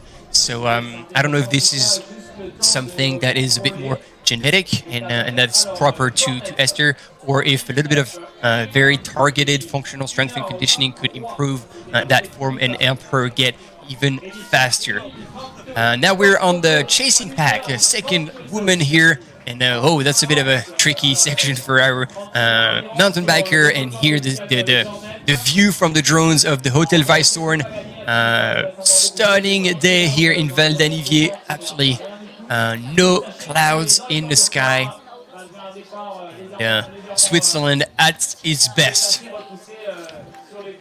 And maybe just a point about the passages in Tinusa. Marc Congogo was first with 30 seconds ahead on Kipengeno, and then Kiriago was third with about 1 minute and 50 seconds behind Congogo. Then fourth, Barwan, and Kilian Jornet is fifth with a little bit less than 5 minutes behind Congogo. Okay, interesting. So it would mean that he has dropped Robert Pengboy. But the question I have, do you know, do you have any updates on Remy? Because Remy at the time was ahead of Kilian. Remy is with Kilian. In Tinusa, Kilian and Remy were together, fifth and sixth in Tinusa in the same time. Okay. So there you go. You have your updates. There we go. Yeah, the Kilian and Remy together in fifth, and they were 4 minutes 48 seconds off the lead. And here on the second place, men, as you mentioned, Patrick Kipengeno, who was the winner of Thion Dixence. I was right. I think there was a mistake on your screen earlier. So these two have raced each other last weekend, and actually, Patrick Kipengeno had won Thion Dixence, while Marc Congogo was second. So now it's a bit of a turnaround, but the two men know each other. They've raced each other, and that's probably why Marc was looking back to check where Patrick was, and if he was potentially going to reel him in.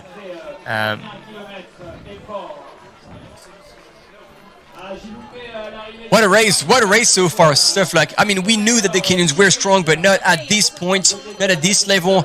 We had known a Maud Matisse and a Kilian Jornet, like absolute king and queen of Sierre Zinal, and things are changing, tables are turning. At least at this point, again, this is a long race, 31 kilometers, and a lot always happens in the later stages of the race. And we know that both Maud and Killian are experts on this terrain. They know how to pace themselves, and we also have very good contenders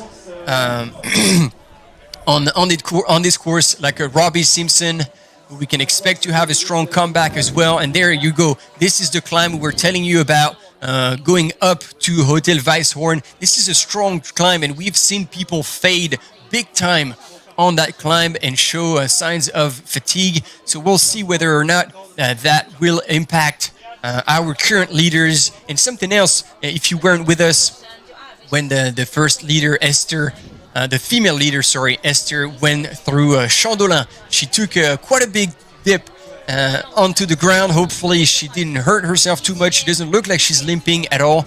But anything can happen, and one small mistake can reshuffle the cards big time.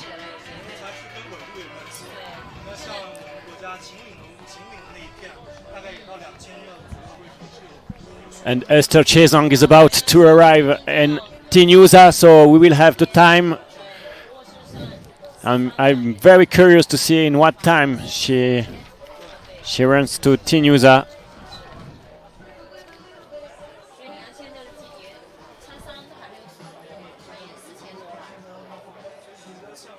We've got an interesting information coming again from our friends in the background, Albert Joquera, who's giving us stats. So we've got 4 Africans in the men's lead and 6 in the top 10. And the non-Africans in the top 10 are Kylian and Remy, 5th and 6th.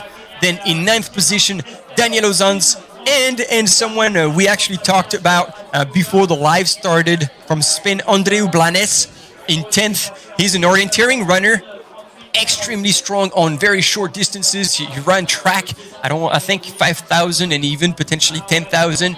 And he actually, this is not his first experience on the Golden Trail World Series, because he was in the Golden Trail World Series, World Championships in the Azores. And he was one of the runners chasing the sprint segments because he had so much speed in his legs. So it's good to see him currently sitting in 10th position, which is quite outstanding, knowing how stacked the field is right now. Martin, I have the information now. Esther Chezang just passes through Tinusa with 10 minutes ahead on the record of Maud Matisse, the record from 2019. Did I hear that right? 10 minutes ahead. No, 2 minutes. 2 minutes ahead. Sorry, 2 minutes. Maud Matisse. Maud Matisse.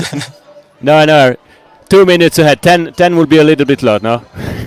I was like, where was the shortcut? This is impossible. However, 2 minutes already is still an incredible performance here from Esther Chezang. 2 minutes on the current woman, under the woman course record currently, and again, not showing much signs of fatigue. She went through the aid station, got a sponge with water, and kept going. Wow, what an incredible performance. We were expecting potential new course record today, and it looks like it will happen, at least in the females race. And you see here these beautiful drone images on that uphill, and it's insane. He doesn't look like he's going to slow down at all. He looks like he's riding a moped up the hill. He's going so fast. I am literally blown away. This is insane.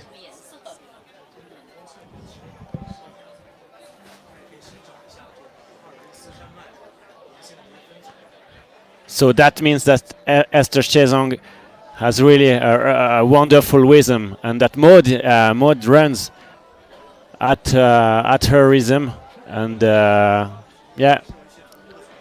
it's gonna be very interesting how the Kenyans will act in the last part of the race. Yes, absolutely. And so I actually did not check the split between between Esther and Maud. We'll have an idea, and if she's less than 2 minutes behind, which I believe she is, then it would mean that she is also running under.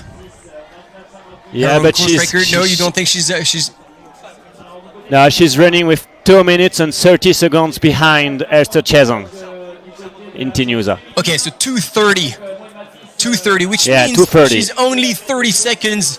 She's only 30 seconds off her course record, which is still quite incredible.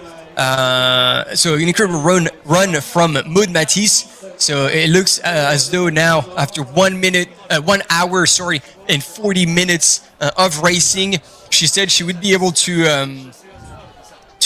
hold the pain away for about the first hour, and then she knew she was going to hurt, but she was prepared for it. So she's probably now feeling her Achilles, but still, I think 30 seconds of her own course record is a very good performance today, and nothing is done. Nothing is done. We're not even 20k into the race for the ladies. We're getting to 20k into the race at Hotel Weisshorn for the men's. Still, a lot can happen, and it's interesting to see. You guys were saying in the comments it will all happen in the later stages of the race. So this is going to keep things interesting all the way to the finish line. And Martin, Philaris Kizong passes in Tinusa 1 minute behind Maud. So 3 minutes 30 seconds behind Esther Chezong and 1 minute behind Maud Matisse. We have our top three. Top 3 women here in this 49th edition of Sierre Zinal that certainly delivers as we expected. Hell of a race. And there we go. Now we transition back to the men's leader. And as far as I know, this is second place here.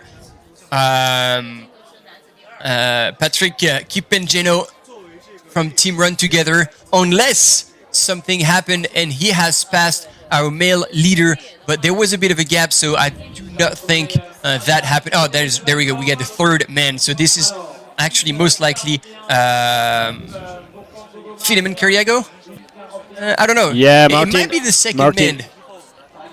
Martin, no, I have the information that Mark Kongogo has just passed the Weisshorn as the first man. So this is Kiriago as the third man, and we have Kipengeno second, which is between Kongogo and Kiriago.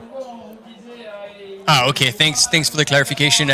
I was unsure of that situation. So he's gone through Hotel Weisshorn already.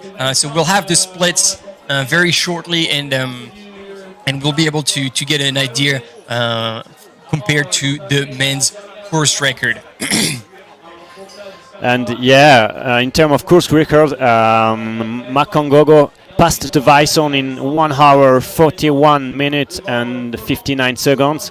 And Kilian in 2019 passed at the Weisshorn at 1 hour 42 minutes and 35 seconds. So that means that Mark Kongogo is for the moment faster than the record time of Kilian in 2019.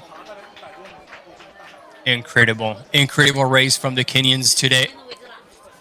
35 seconds. It took them a few. Yeah, it took them a few years to adjust to this kind of racing, to the race strategy, right? Like managing their effort, and obviously hydration, nutrition, and it looks like now they have understood how it works, and they're slowly taking over. However, I see here our third runner not moving as. I mean, this is extremely steep, and don't get me wrong.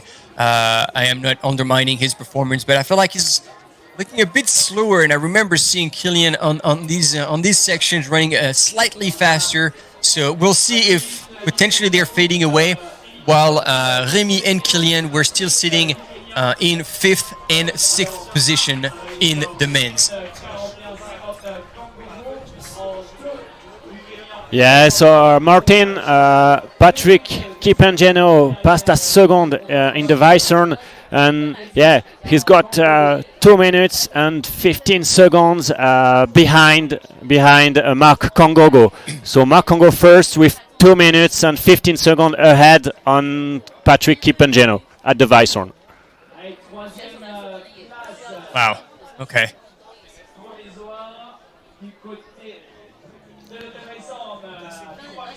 And then Kiriago has third at the Vison with 40 seconds behind Kip and Geno. Yeah. But I think the record of Kilian will be very difficult to get for Congogo, because Kilian did a wonderful second part of the race from the Vison. He was very fast, and it will be, in my opinion, very very hard for the Kenyan to get the record today. But let's see. Yeah. Well, it would be an interesting surprise to see how they kind of wrap up this last third of the race. Et allez, on peut refaire un petit update en français. Donc voilà. Devant, ce sont des Kenyans, hein, Marc Kangogo, Patrick Kipengeneo, Philemon Kiriago et Moses Bowen. Derrière, donc ça c'est 1, 2, 3, 4, en 5 et 6. Et bien c'était... voilà, regardez à l'écran là ce qui est en train de se passer, je trouve ça intéressant. On est toujours dans la montée au Weisshorn, et je vous disais qu'elle pouvait faire des dégâts, qu'elle pouvait commencer à montrer les faiblesses, et surtout mettre en exergue le fait que certains coureurs sont peut-être partis un peu trop vite. Et là, quand on marche à cet endroit-là, surtout à cette allure, on sent que là ça a l'air d'être difficile, on ne sait pas si c'est les crampes. Par contre, jeter les choses par terre, c'est vraiment pas top. Donc ça peut d'ailleurs être source de disqualification. Ça c'est vraiment pas quelque chose qu'on tolère. Si tout le monde faisait ça, ça laisserait les chemins dans un bien piètre état. Donc voilà, le public en tout cas qui encourage, qui aide ses coureurs à remonter. Mais là en tout cas, clairement une grosse fatigue pour notre troisième homme, Philemon Kiriago du team Run Together. Donc voilà. Martin, alors si on fait le point un petit peu aussi au niveau des chronos au Weisshorn, 3 hommes sont déjà passés à l'hôtel Weisshorn. Marc Kangogo en tête en 1:41:59. Devant Patrick Kipengeno, deuxième en 1:44:17. Et puis troisième, Philemon Kiriago en 1:44:57. Donc 40 secondes derrière Kipengeno, qui lui a environ 2 minutes 15 de retard sur Marc Kangogo. Voilà pour les passages au Weisshorn.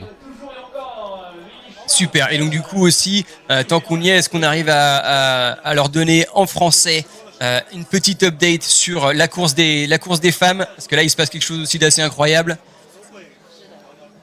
Exactement. Alors on va venir sur la course des femmes avec le passage donc à Tinusa. La tête pour Esther Chezang en 1:37:10, suivi de Maud Matisse en 1:39:42, donc 2 minutes 30 de retard pour Maud Matisse sur la Kenyan Esther Chezang. Philaris Kizang qui suit ensuite en 1:40:45, 1 minute derrière Maud Matisse. En quatrième position, Bailey Kowalczyk en 1:45:58, donc on voit qu'il y a vraiment le trou qui est fait, hein. Derrière Kizang, il y a 5 minutes d'écart avec donc Kowalczyk quatrième. Ensuite Theresia Omosa Kwamboka également avec Bailey Kowalczyk 4e, 5e. Sarah McCormack 6e. 7e Sally Jepkosgei et 8e Rebecca Cheptegei en 1:47:08, donc exactement 10 minutes derrière Esther Chezang. Ah, super, merci pour ce récap. Et là il y a des noms intéressants, hein. Sarah McCormack, il y a une spécialiste de la course en montagne, la britannique, et Bailey Kowalczyk aussi, qui fait une course incroyable, hein. C'est énorme ce qu'elle est en train de faire. Elle remonte en puissance cette année, c'est très très très fort. Bailey qui est l'américaine, qui vit dans le Colorado à Boulder, donc qui est habituée de l'altitude et qui a fait déjà une grosse performance le week-end dernier en Norvège sur la Strandafjord. Donc ça fait plaisir de la voir à ce niveau-là. Et du coup, effectivement, tu nous as donné tous les temps, mais c'est aussi important, c'est toi qui nous l'as dit tout à l'heure, que Esther Chezang, avec l'avance qu'elle a sur Maud Matisse, elle est tout simplement 2 minutes en dessous le record de la course établi en 2019 par Maud Matisse. Donc aujourd'hui, actuellement, quand on vous parle, eh bien, il semble que le record de la course féminine soit en passe d'être amélioré par Esther. And just a point at the Hotel Weisshorn in the men's race. So behind Kangogo, Kipengeno, Kiriago, we have Kilian Jornet as fourth with Bowen, and they have like 5 minutes. Yeah, about 5 minutes behind. So 4 minutes and 50 seconds 5 minutes back behind Kangogo. Yeah, 5 minutes back. And you exactly. see, and I was gonna say, you see him on the screen right now, Kylian, making his push on that kind of douche grade, head down. He's giving everything he's got, and as soon as he's gonna get a little bit more rolling, a little bit more downhill, Kylian is very strong at opening his stride. I think he's also eating something or drinking, kind of looking after himself. He knows that the last part of the race, you have to be pedal to metal. You need to have enough fuel to give your best, because a lot can still happen. We've seen him now move up the field, and he was at the time even behind Rémi Bonnet. He's passed Rémi Bonnet, and he's moved from 7th all the way now to 4th place. And maybe it's not over for our Catalan runner. Actually, Rémi Bonnet is not so far. He's just about 15 seconds behind Kylian at the 6th place. And then we have Daniel Ozans also with Rémi at the 7th place. And then André Ublanes at the 8th place. And Petro Mamu 9th. And Pemoy 10. And Robbie Simpson then at the 11th place. Okay, so and where was this splits? Was it Weisshorn? Exactly, yeah, at the Weisshorn, yeah. Okay.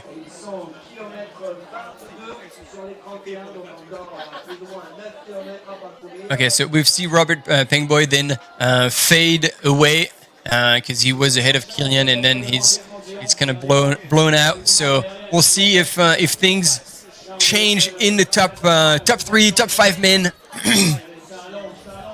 But here, Filament is still moving pretty well. Let's see how they can manage the slightly more technical terrain. And we've got the race leader on your right.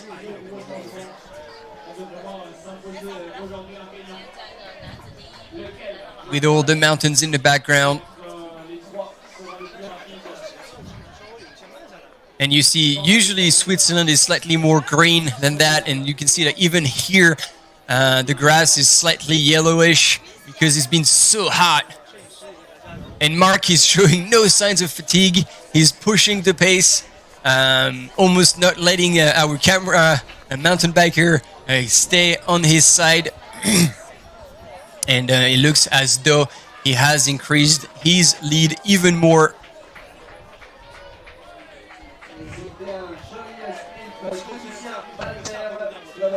Oh, yep, and I mean, I should have guessed that with the name. Sorry, this is me being French, putting everybody from the UK and Ireland in the same bag. But my bad. Sarah McCormack is actually Irish and representing Ireland, not Team GB. So I take that back, and thanks for the clarification.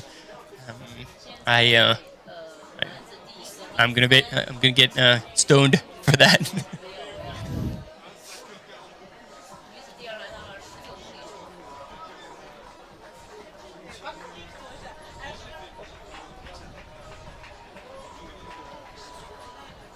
So again, we've got these amazing images from the course. It was a bit of a slow start. We had issues at the beginning, but as you can see now, we're following between first and second men, and first and the second women. We've got camera runners all throughout the course. Camera runners, camera mountain bikers. We've got drones, and finally we are able to offer you a true Gold Trail World Series experience with this live coverage. And Maud Matty still in second, still moving extremely well. And there we go, our men's leader here, taking in a bit of water.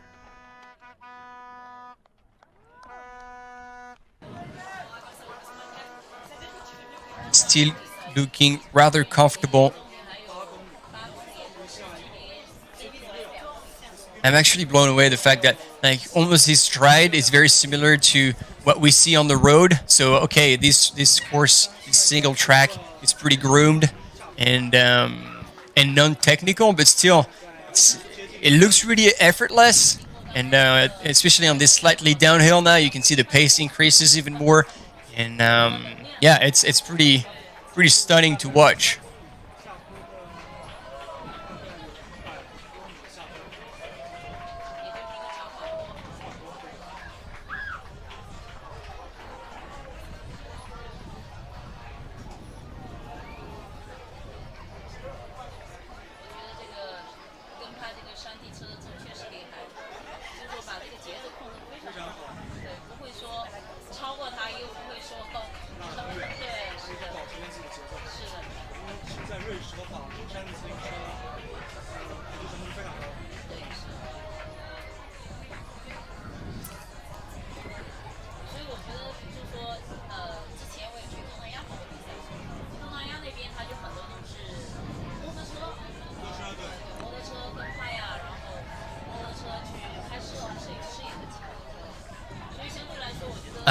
Yes, a little confirmation here.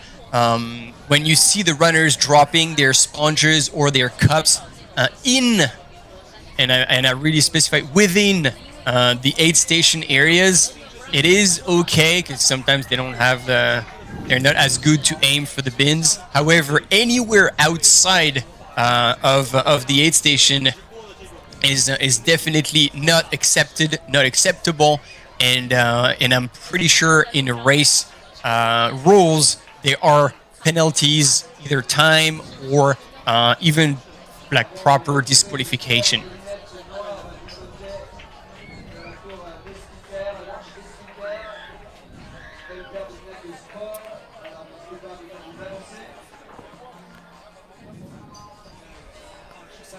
Yeah, once again, Marc Kangogo was at the Vison, was ahead on Kilian records with 35 seconds. Will he keep this rhythm? Really beat the record? That's also a question we have.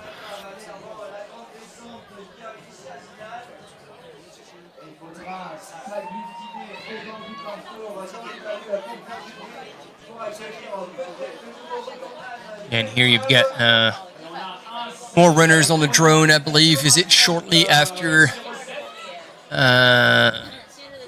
is it after Hotel Weißhorn or have they passed it? This is okay. I'm a bit confused. I think this is past it.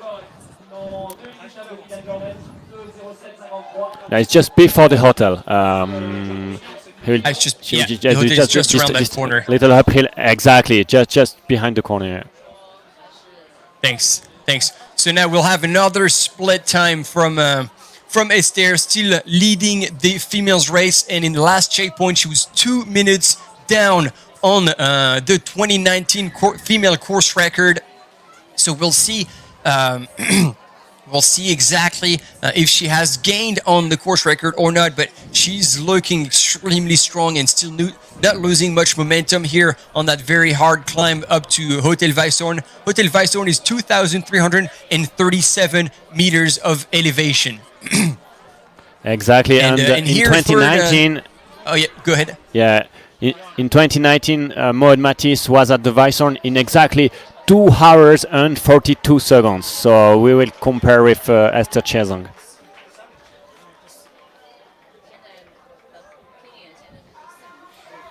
.242.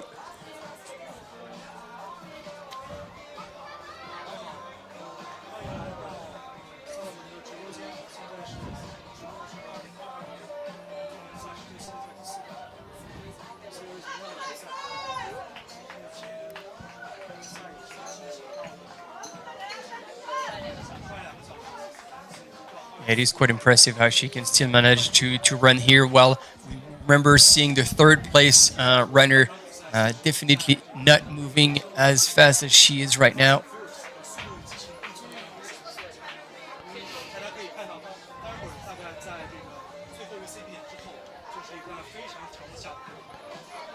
Voilà un petit update également en français. Donc au passage au Weißhorn, Marc Kangogo menait la course avec 35 secondes d'avance sur le record de Kilian Jornet de 2019 et surtout avec 2 minutes 15 d'avance sur Patrick Kipengeno et près de 3 minutes sur Philemon Kiriago.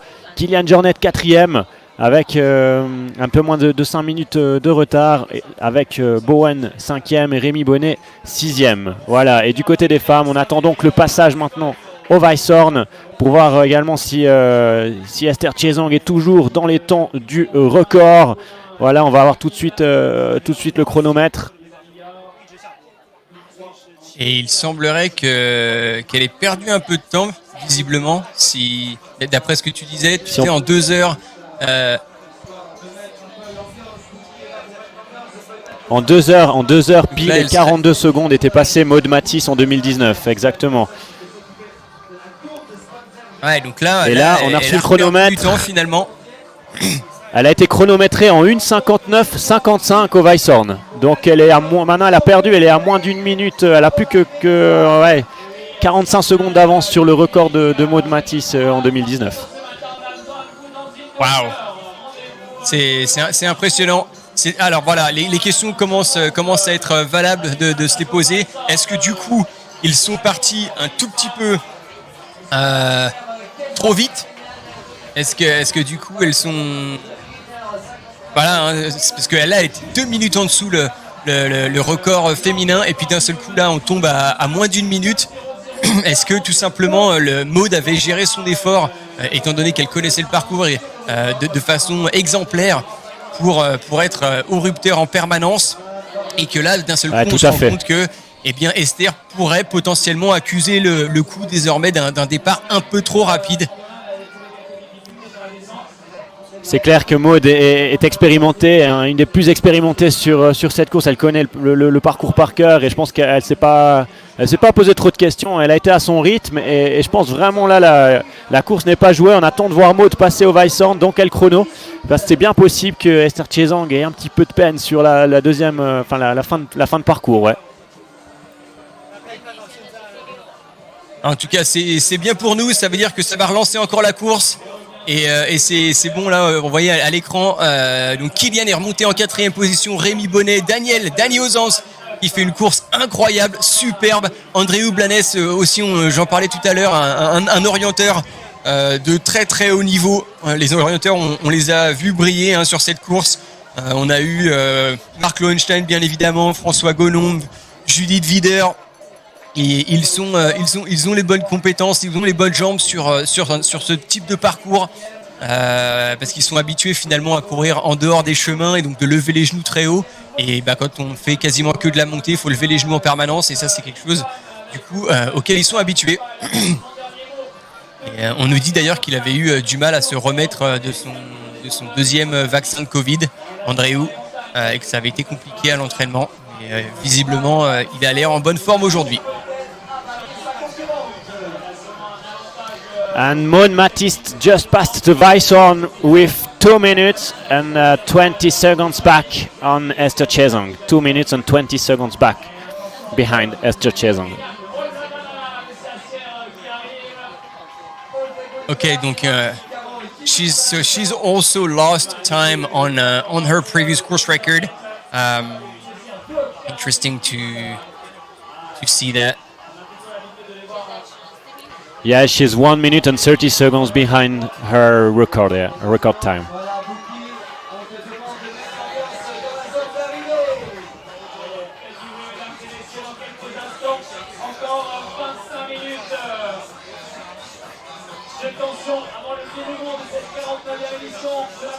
There we go.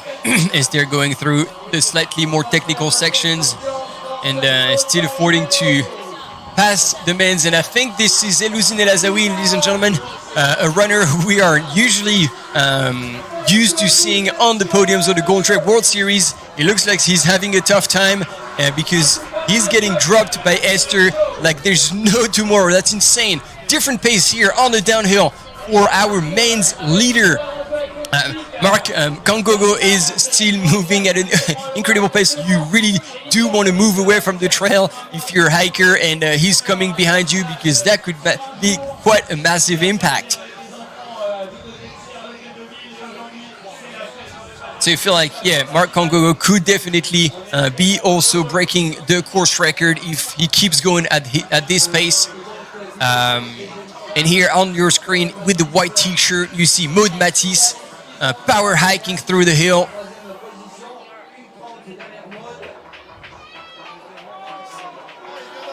And getting cheered by all the spectators along the course.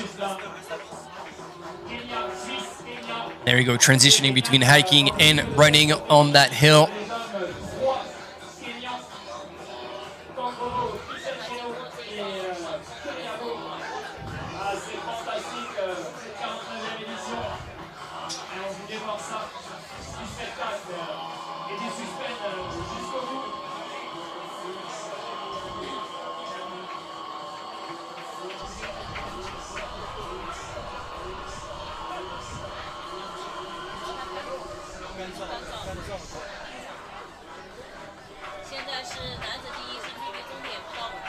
And it looks like Mark is not worried at all by the slightly more technical terrain where our mountain biker is forced to slow down a little bit to go through that section.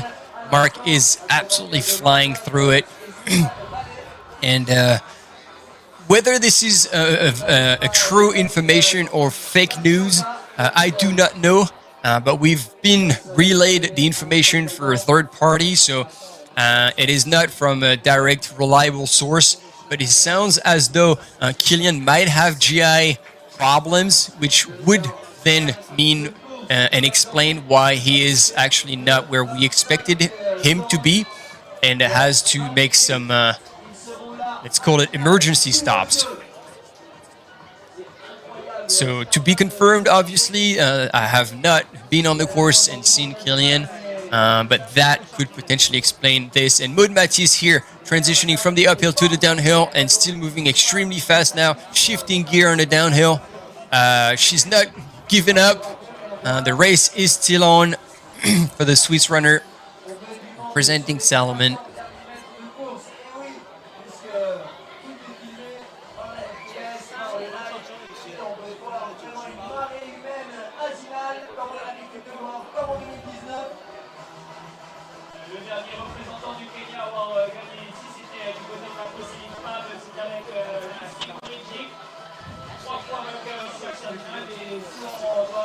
And the last Kenyan winner here in Sierre Zinal was a woman. It was Lucy Murigi, who has won 3 times here in Sierre Zinal. So we have a long tradition with Kenyan victories here in Sierre Zinal.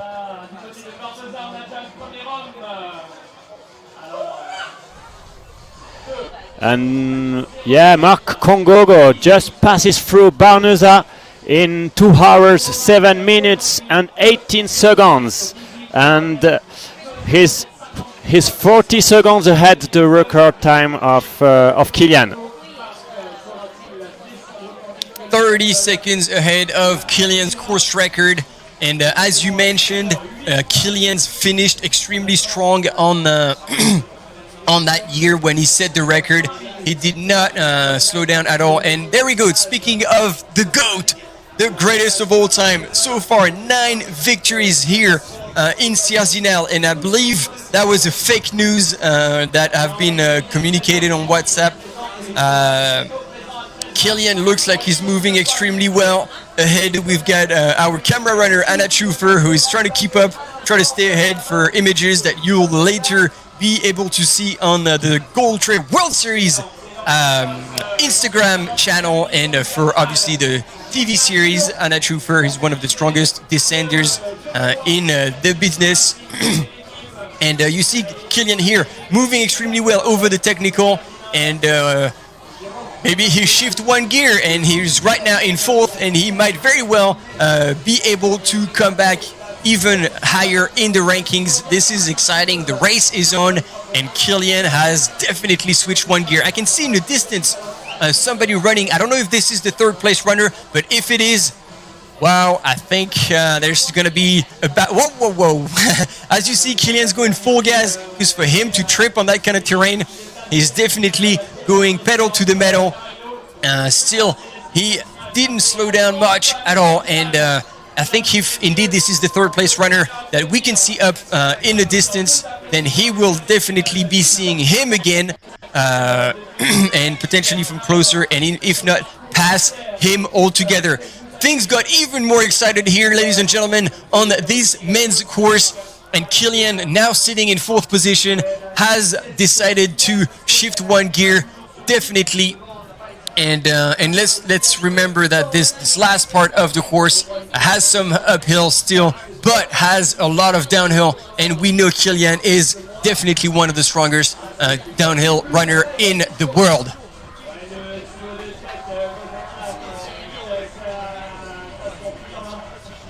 And look at him navigate through that technical part using his arms to balance himself, very flowy like on the slack line, trying to not lose much energy and choose the most optimal trajectory to avoid having to work left and right to keep your direction, and sometimes it means not necessarily following perfectly the trail.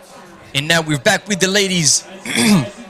Esther Chesang in the lead still, and the last update we had was that she was now only 45 seconds. Whoop, whoop, whoop, attention, watch out, ladies and gentlemen. We've got a runner coming in hot in the first. Whoa, they have to be careful.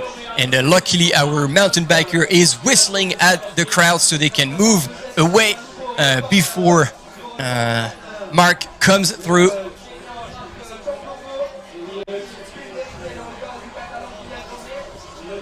And he's pushing our runner, our mountain biker.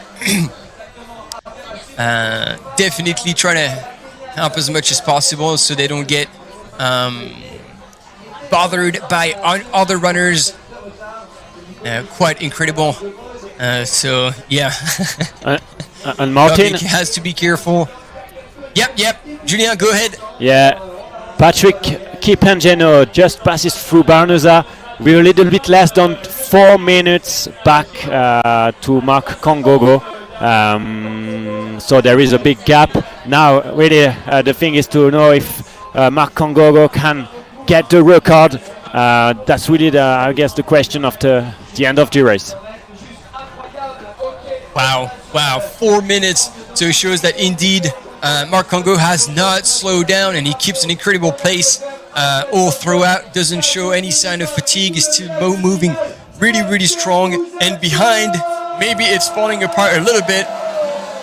And so potentially we will see again Kilian reel them in. Let's not forget runners like Cesare Maestri or Robbie Simpson. Last we checked, they were not in the top 10, but who knows, in that later stage of the race, could make a comeback. And we got the first lady here. There we go. There's a transition here from two mountain bikers, and we're going to catch up with her. See how she can hold on. Oh, Martin Kiriago just passed through Barneza with 5 minutes back to Mark Kongogo, and Andreu Blanes is fourth. So he passed it. He passed Kilian just before Barneza. What? Can we have a confirmation from that? Yeah, Andreu Blanes fourth with 2 hours, 12 minutes and 19 seconds, and then Kilian is about 30 seconds back to Blanes. Kilian is at the fifth position.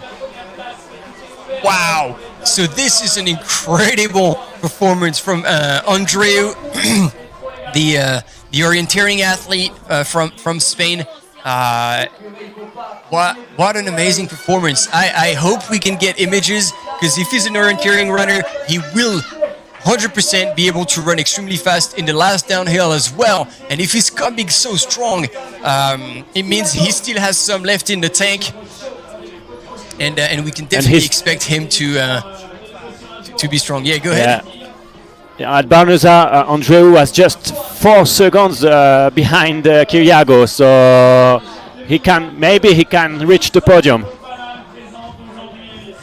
100%. Like, if he's made such a comeback, I don't think he's going to stop there, and he's going to be pushing really, really hard to indeed reel in as many runners as possible. It looks here like that Mark is kind of in the safe zone with 4 minutes lead over second place, but then if they're only a minute apart, anything is possible, and especially after seeing Andreu come back so strong. So here we've got Kilian on the images. So Kilian, I believe, now is in 5th position. Is that correct? Exactly. Kilian is at the 5th position, and then Petro Mamu at the 6th position, and Kilian is 5th. Yeah. And so there you go. Our mountain biker is now going all out to pass Kilian and see who is just ahead. So we'll most likely have images of Andreu next while we're back on the men's leader. Mark, who's doing again an incredible race, has taken actually the lead almost from the very beginning, and he never let it go, and he's kept increasing his lead. Quite incredible so far. And now we're back in the women's race with Esther.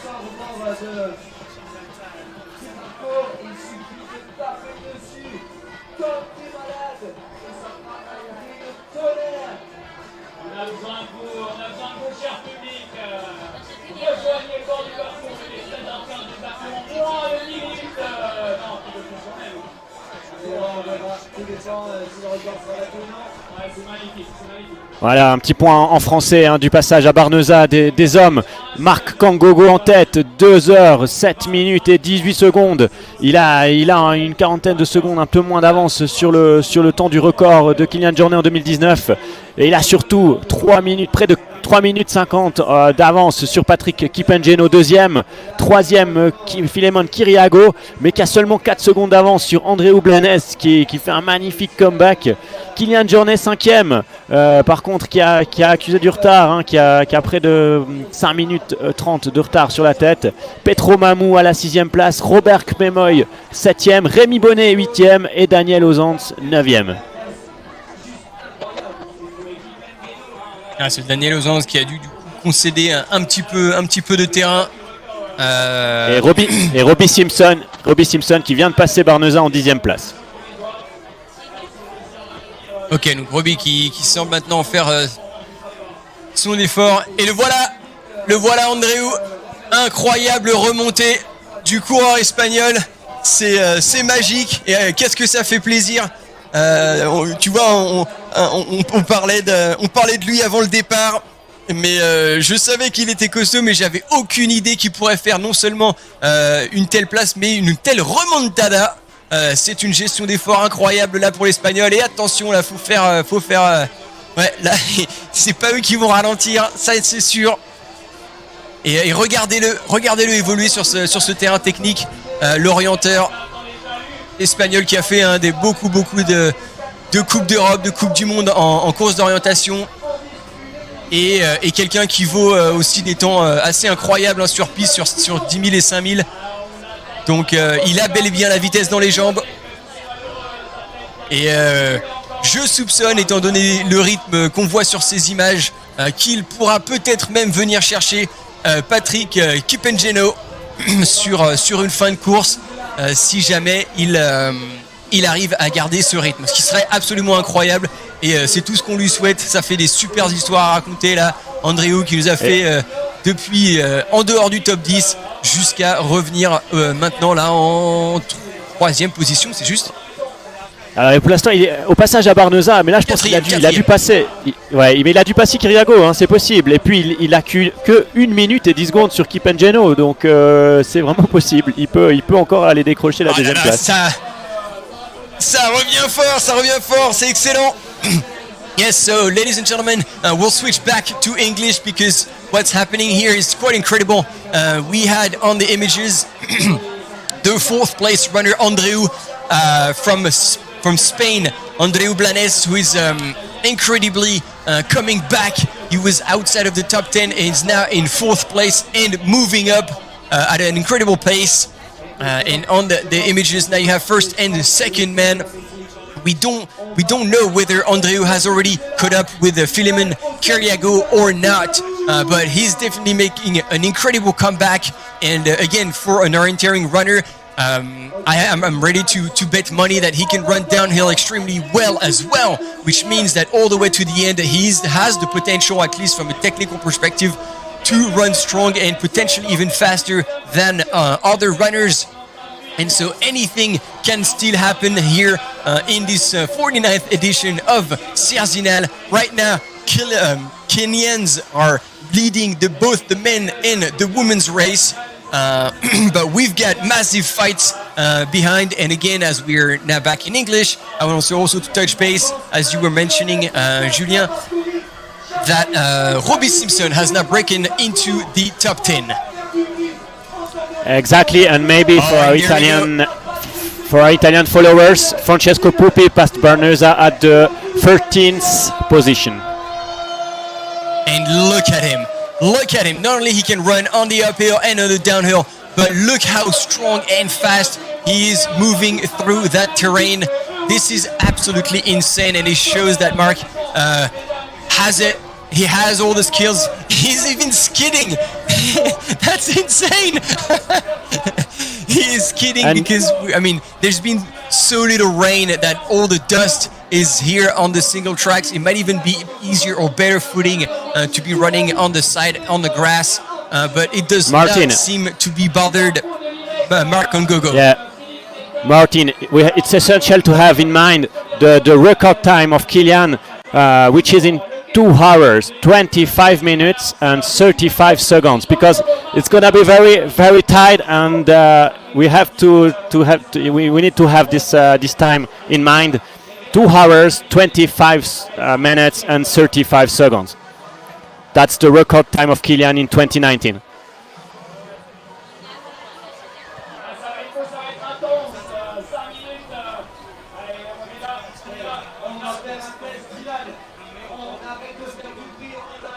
Yes, indeed. And now back with the females race, as the men's are now very close to wrapping up and taking the win here in this 49th edition of Sierre Zinal. Wow, it was quite an incredible performance by Marc Ngogo. We can hear what's going on behind you. We repeat, like Julien is on the finish line, and we can hear everybody going absolutely crazy now.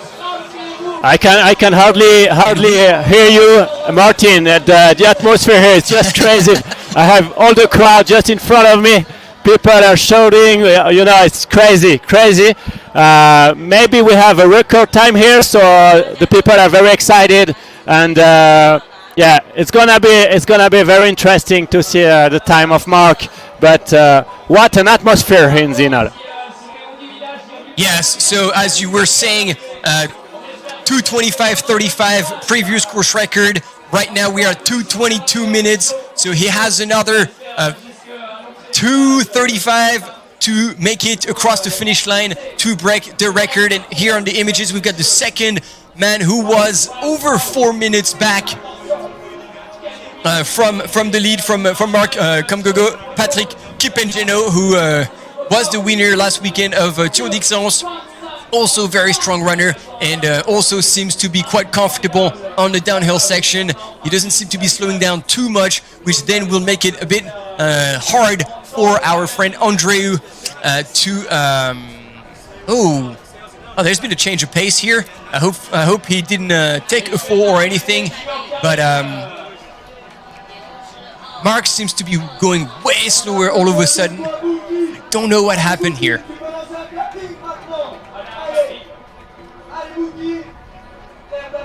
I don't know, Julien. Do you feel the same? Like, he was moving extremely fast going into the descent, and then all of a sudden, like, I feel like he's holding back and braking. Maybe, but the downhill there is very. Yeah, the downhill at that part is very steep. So maybe we can be a little bit confused with the screen. But you're right. Maybe he's going a little bit slower. Yeah, because like going into the open field where where we see the grass, he was absolutely flying, and that's also quite a steep part. So you see, this is downhill, but this is nowhere near as steep as it was before, and I feel like he slowed down so much. I don't know what's happening. Something has happened, 100%. Yeah, you're right. So is that cramps? Did he twist an ankle? I mean, he's not going to be bothered or worried for the win, because again, his 4-minute lead, I don't think he can be made up right now. However, for the record, this might be a game changer, because right now he has only a minute to make it to the finish line, and if he's not at the road yet, then it means that he will not have enough time to make it to the finish line in a minute. I don't believe there's going to be a new course record in the men's at this point. Exactly, he won't get it. Something has passed. Yeah, you're right. Something has happened. Don't know why, but the record, I think And it look will at be Kilian. possible for. Look at Kilian, he's passing! Kilian's coming in so hard! Wow. Oof. And ladies and gentlemen, oh, what a terrible images to see! This was Patrick Kipengeno who took a bad fall, and I believe Kilian is now together with Petro Mamou. The two have fought each other so much on downhills. I remember a massive fight at the end of Limone Sky Race where Petro Mamou had actually won over Kilian, but Kilian right now, he means business. He is absolutely full gas. Oh, and look at him! Look at the first man! Look at... Oh, so there's not going to be a new record, that's for sure. But it looks like Mark is definitely slowing down so much. I don't know exactly what's happening. He's going to roll into the finish line. It's going to be hard. I think he's still going to go away with the win. But Kilian Jornet right now, I don't exactly know in which position he is. But he's certainly Unbelievable. passed. Yeah. Whoa, what a finish. I'm losing my words. I think I need a gel too.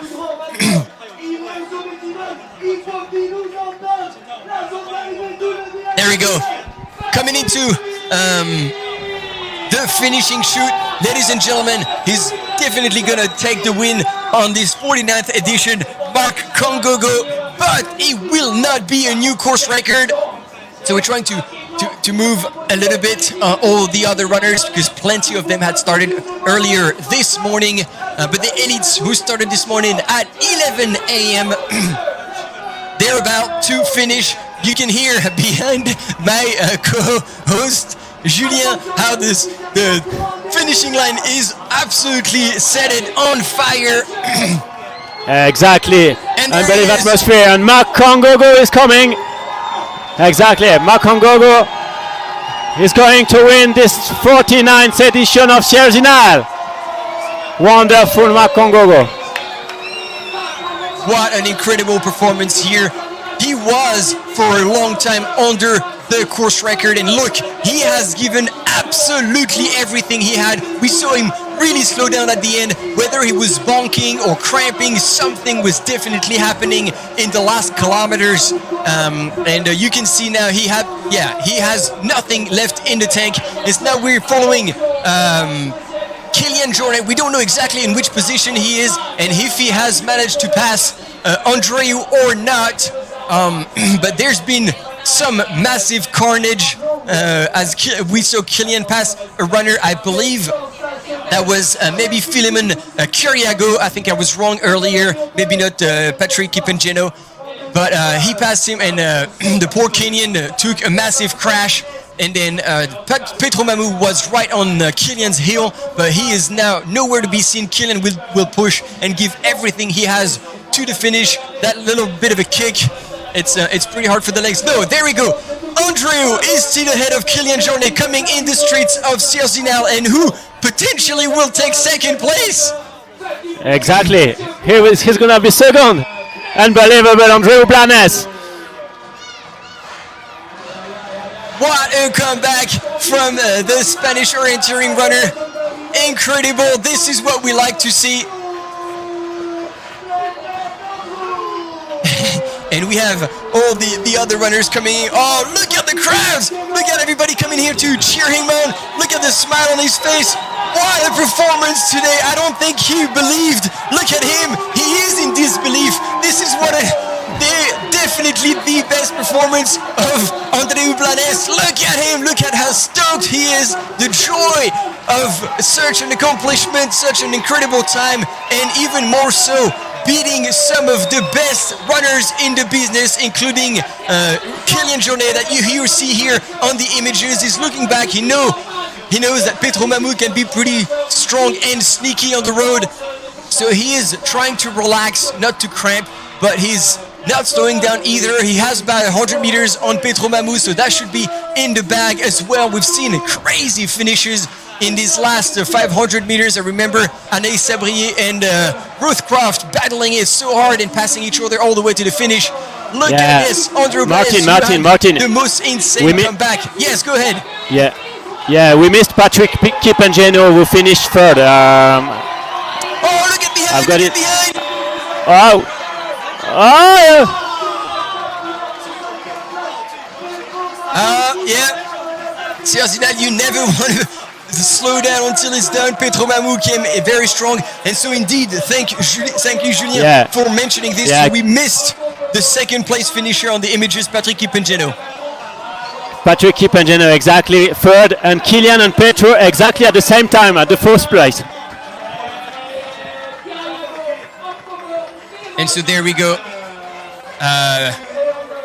It's Philemon Kiriago who we saw take quite a big fall. And you can see here, I hope this is only dust and not blood. But he took pretty bad fall on that downhill to take 5th place.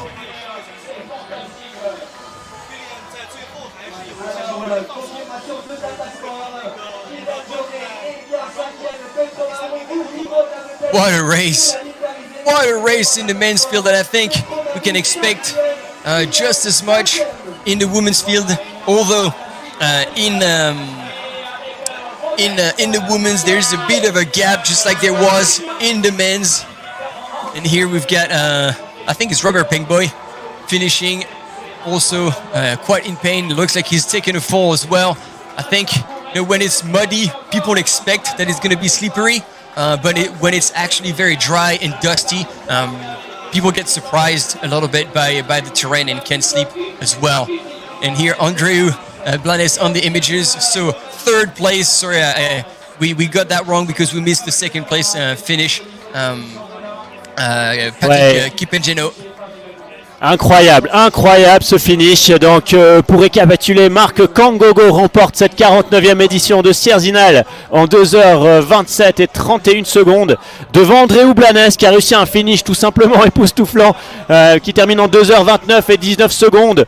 3e Patrick Kipengeno, 4e Petro Mamou apparemment à quelques millièmes devant Kilian Jornet, 5e au sprint, 6e Kiriago et 7e Robert Pkemoy. Et voilà, donc effectivement, on a vu Kylian faire une remontée incroyable et regarder derrière lui sur la route pour voir où se trouvait Petro Mamou. Et il a semblé qu'il a jugé que Petro était suffisamment loin pour couper l'effort. Et Petro a sprinté jusqu'au bout et visiblement s'est emparé de la 4e place. Juste devant Kylian qui du coup finira 5e. Et là voilà, sur votre gauche, sur la gauche de votre écran, pardon, pas sur votre gauche, j'espère que l'écran est en face de vous, ce sera plus pratique. Voilà notre première femme, Esther qui est toujours en tête. Ouais, mais par contre Esther qui n'a plus que 1 minute d'avance sur Maud Matisse au passage à Barneza. Donc Maud Matisse, à mon avis, fournit son effort. Et Esther Chezang peut-être qui a quelques difficultés. En tout cas, ce n'est plus que 1 minute d'écart entre les deux femmes au passage de Barneza. Oh là là, et on sait qu'il peut se passer beaucoup de choses. 1 minute, c'est pas énorme, c'est pas hyper confortable, surtout sur une fin de parcours que Maud connaît et qu'elle est quand même capable d'avancer relativement fort sur ces distances. Alors voilà, est-ce que c'est simplement dû au terrain? Est-ce que c'est aussi dû à la gestion de l'effort? Alors que je crois qu'on avait Dani qui en finissait au sprint. On n'a pas tout à fait eu les images. Ce qui est sûr, Martin, c'est qu'il n'y aura pas de record féminin puisque Esther Chezang est passée avec plus d'1 minute de retard sur le record de Maud Matisse à Barneza. Donc clairement, je pense que Esther Chezang est en train de caler et Maud Matisse peut encore revenir. Oh là là, ce serait incroyable, ce serait quel retournement de situation, c'est encore possible, mais qu'effectivement, et voilà, regardez, Rémi Bonnet qui en finit aussi avec le sourire, qui rentrera dans le top 10, je pense. Il peut être content, et derrière c'est Robbie Simpson qui va en finir juste derrière lui, voilà, qui arrive aussi. Tous ces coureurs qui auront donné le meilleur d'eux-mêmes. Quelle course pour Dani Ossens. Et voilà Robbie Simpson qui en finit avec le sourire, mais qui aura sans aucun doute tout donné. Et je te rejoins là, Julien, pour ce que tu disais. Et on va peut-être repartir sur de l'anglais. I think you're right, Julien, with what you're mentioning between Esther and Maud. Esther now is 1 minute above course record, so I think it's going to be hard for her to go and pick up and break that course record. So where I thought there was going to be a new course record, it's likely that it's not going to happen. But even more interesting is that it seems as though she only has 1 minute on Maud Matisse, and we were wondering whether that was the terrain that was kind of shortening the gap between first and second, but simply potentially because she's dropping off the course record, Esther might simply be running on fumes. She might have paced her effort a little bit too far, too much, at least in the early stages. And Maud Matisse, very familiar with the course, might be able to now manage her effort a little better and, who knows, close the gap that is now just a shy of a minute between first and second. Exactly, and Filiari Skizang passed at the third position in Bernusa with more than 4 minutes back to Esther Chezang. So 4 minutes back, and so 3 minutes back on Maud. Therefore, exactly. It's gonna be tough. Esther still looks like she's moving well. It will be interesting to see if we have a camera biker, who can drop back a little bit and see what happens with Maud Matisse. We also, again, this is not something we wish to any of the runners, but we've seen quite a lot of falls in that last downhill. I guess the quads are shot. Everybody's going just over the limit to try to keep up with the pace or hold people back to stay in their position. And this is where you make mistakes, and this is where falls happen. So already Esther, we saw her take a fall coming into Chandolin. So again, anything can happen, and the end of this females race is going to be just as exciting as in the men's.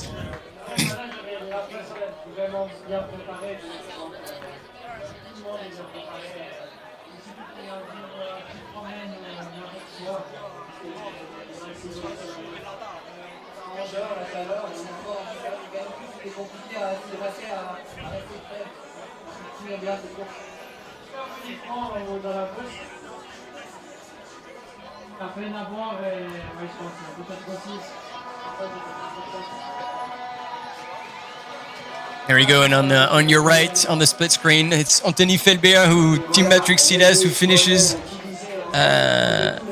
his Sierre Zinal, congratulating all the runners that he's definitely familiar with, and he's gone pretty crazy. And again, Anthony, even if they're outside of the top 10. Anthony is at the 12th position, and Dominic Worley at the 11th position. And here, Sylvain Cachard finishing therefore in 13th position, our mountain running European champion. And it looks like he gave everything he had, because he's not even making an extra step. And Francesco Pupi taking 14th. He had a lot of issues this season with injuries, and not even the normal runner injuries, but actually his elbow. He's broken it twice. And so it was hard for him to train and stay at the highest level that we know. And there we go, ladies and gentlemen, second place currently in the women's race, Maud Matisse, who is full gas, and I think he's passing. I just want to. I was hoping I would see his face just to confirm, but I think this is Cesar Costa. No. Juan Carlos Scaia. So if Maud is passing that kind of runner, either she's going extremely fast or he's having a bit of a struggle. Either way, she's right now in second place with less than a minute on first place, and she means business.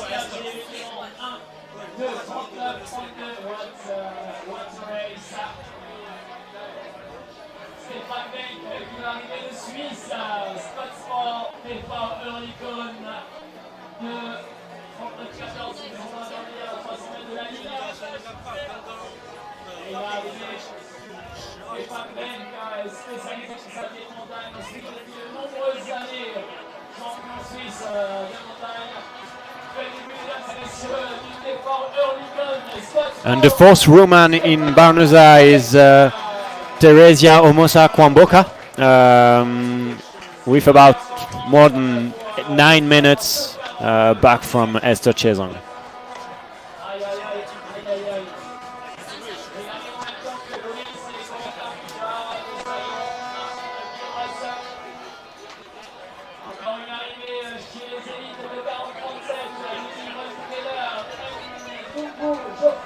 Yeah, and Maud is pushing hard. I guess maybe she knows she has less than 1 minute back on Esther Chezong.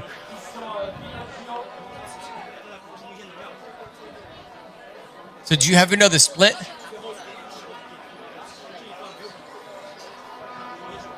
No, I don't have. So Maud drinking.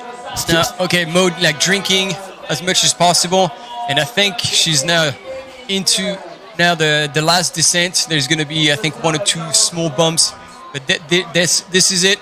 So hopefully no mistakes are made here, because that could cost a lot.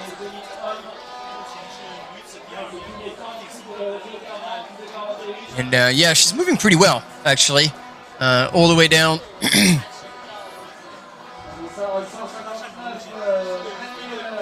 Our mountain biker is forced to take the main trail and try to avoid the spectators, to try and catch up with Maud, who's now launched full gas. And we remember this is also what Mark Lowenstein had done that year. He simply took the win, and I think was one of the first. Wasn't he the first Swiss to win? No, he wasn't. There was Tarsi Sensé in 2006, course. But he's the last Swiss to win this race, like in the men's race, yeah.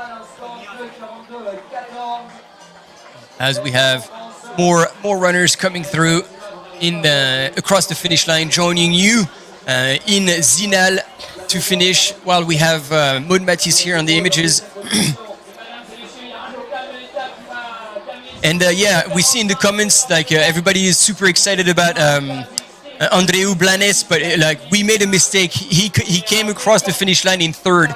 It's just that we didn't have the images. But second place runner was actually Patrick Kipengeno, and Andreu Blanes came in 3rd position. So again, we want to correct that. It's important that we mention it again. Not anything away from Andreu's performance. Yeah. Martin, no, Andreu was second. Andreu was second, but Patrick Kipengeno was 3rd, and we missed it with Petro and Kilian. But Andreu was really second, yeah. Okay. So that was my misunderstanding. Sorry. Again. So Julien is correcting me. We missed the images of Patrick Kipengeno, but what I got wrong is that he wasn't in 2nd, but he was in 3rd. So Andreu did go all the way into 2nd, and yeah, wow, incredible performance. And yes, thanks for correcting this, Julien and everyone else.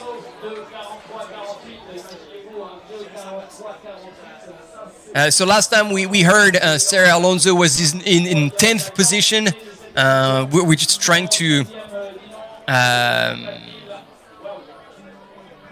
yeah, we're waiting to have a little bit more data on the further back in the women's.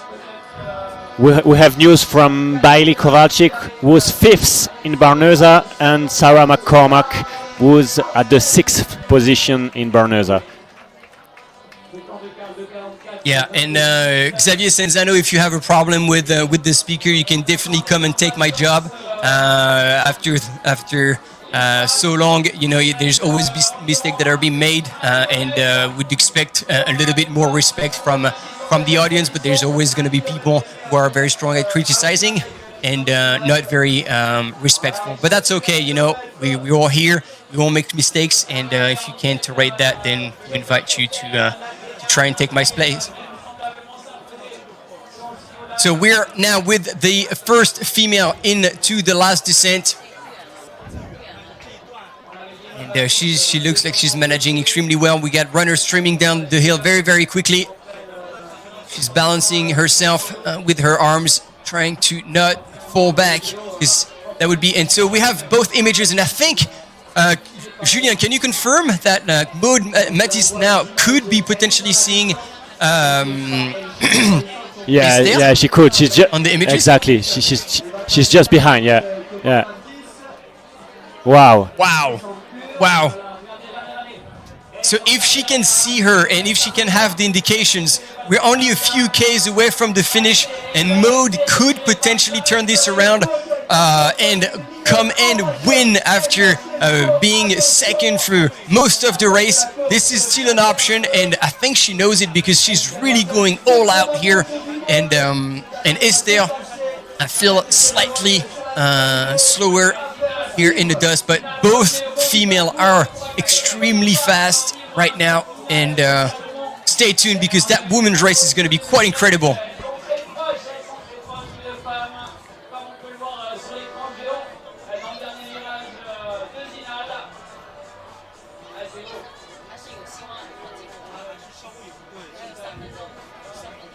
Ok, on va faire un dernier geste d'ambiance avant d'accueillir les stars féminines d'Ukraine, les meilleurs coureurs au monde, pour Raymond, Sierre Zinal est arrivé le village. Est-ce que vous êtes chaud?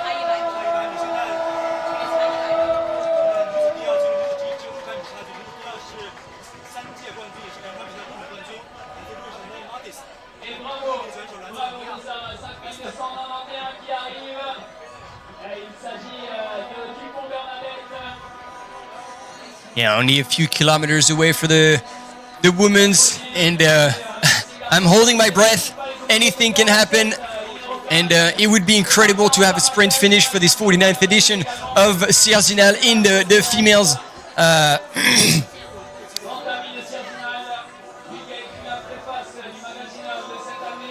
Maud is now so close. So close. It's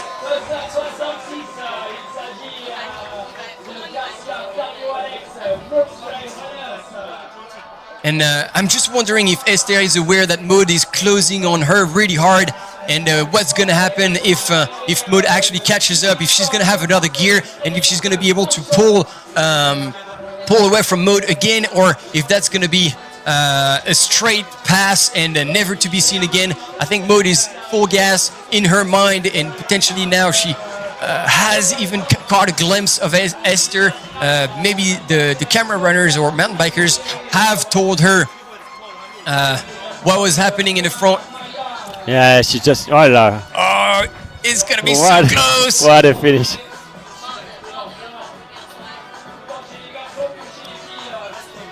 And I'm holding my breath too. I just can't. I'm just holding to the seat. What's gonna happen? Maud is certainly going all out. It's quite insane.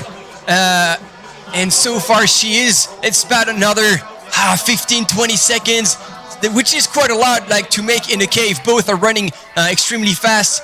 I think as soon as they hit the road, it's about 500, like just over 500 meters. So it will be a bit much to catch again. Esther is still moving pretty well, I gotta say, pretty smooth. And the road is just around the corner. And then Maud trying to give everything she has. So there's gonna be this quick bump here, bit of a climb, and then back down. There we go. We can hear behind you in the finish. 15 seconds now for Maud. Wow. Exactly, 15 That's seconds. gonna be a fight all the way to the end. What a fight!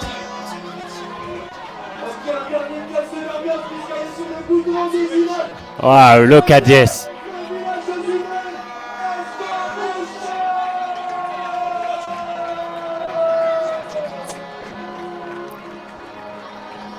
Esther Chezang is just a few meters away from the road. I think it's going to be tough. It's going to be just a little bit too much for Maud to close. Just a bit too much of a gap. 30.9. No, we're not at 30.9 because otherwise we'd be only 100 meters away from the finish. But we are definitely getting extremely close now. Yeah, it's gonna be. I think it's gonna be too much. We did believe all the way almost until the end that Maud was gonna be able to come and claim back the first place, take back the lead. But now Esther is on the road, and that's less than a kilometer to go. A few switchbacks, and preventing any mistake. She will take the win. But what an incredible comeback from Maud Matisse. And I still have to hats off to Esther. What an incredible race. She's done really, really well. First participation, I believe. 400 meters to go. That's right. Wonderful atmosphere in Zinal. Look at the crowd.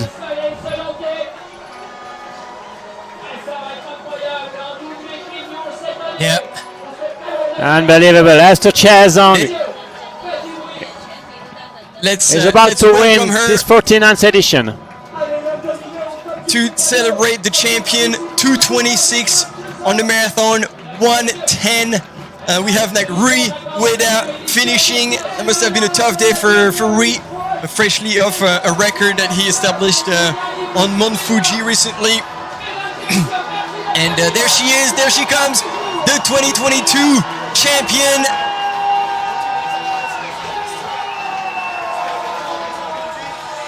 Incredible race. Hats off to that young lady. Incredible race.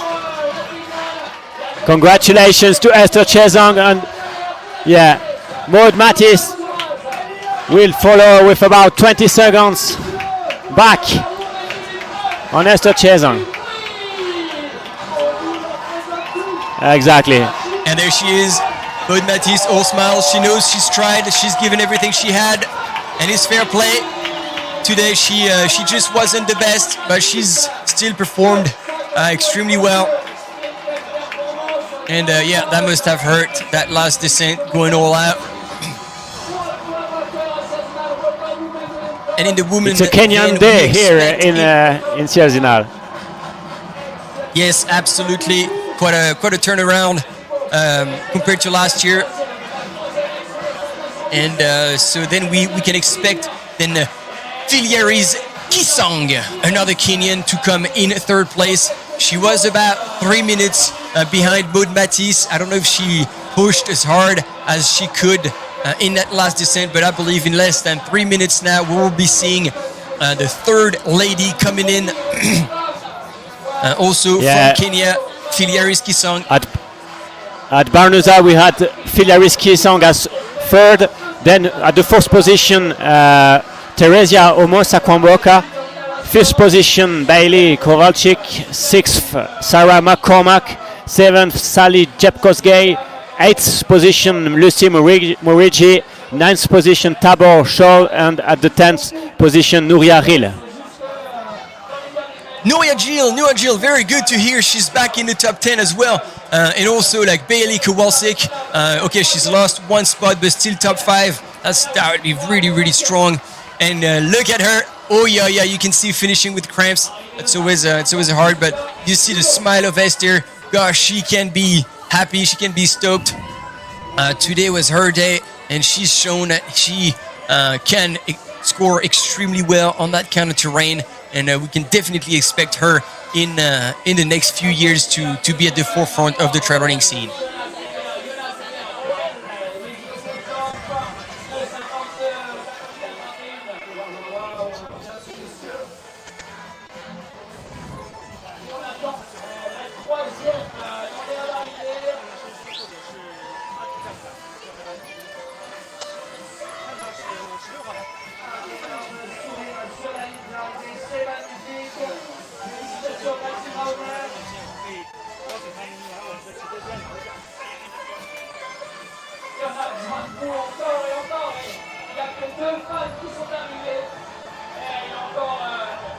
3 heures, mais rendez-vous compte sur les 3 heures et que de performances chez les dames, elles sont pas beaucoup avant de passer la barre des 3 heures. C'est vraiment des athlètes d'exception, des performances d'exception. Fantastique ce que nous sommes en train de vivre aujourd'hui. Le 13 août 2022, après 2 éditions Covid. So I believe our camera mountain bikers, I mean, it's going to be quite hard to go back up that hill, especially when all the runners are coming down. There we go. We're talking about him, Mark Lowenstein, finishing number 113, all smiles. He knows this crowd. He loves everyone, and everybody loves him back. What a great runner, great person. And we're saying he's Mr. Perfect. He's got a full-time job as a dentist. He's a father, he's a husband, and he's also a very strong runner. It's good to see him race and have a bit of a word with the race director. They know each other very well. And there we go. I think we have our third place female runner now in the images on the left of your screen. Filiari Kisang, who is about to finish and take third place here at this 49th edition of Sierre Zinal. She's getting close to the road now after the tunnel. It's about a K left to go, and she's in for a treat. I can definitely hear behind you, Julien, the crowds in Zinal. Everybody is there, everybody's screaming. You have the vuvuzela. That is a true finish line. And look at her. Wonderful, yeah, wonderful atmosphere here. Magnifique atmosphère. Wow, Juste pour wow, donner wow. les temps, hein. Juste pour donner les temps finaux, Esther Chezang a terminé en 2:52.01 et Maud Matisse en 2:52.32. 30 secondes d'écart entre les deux femmes.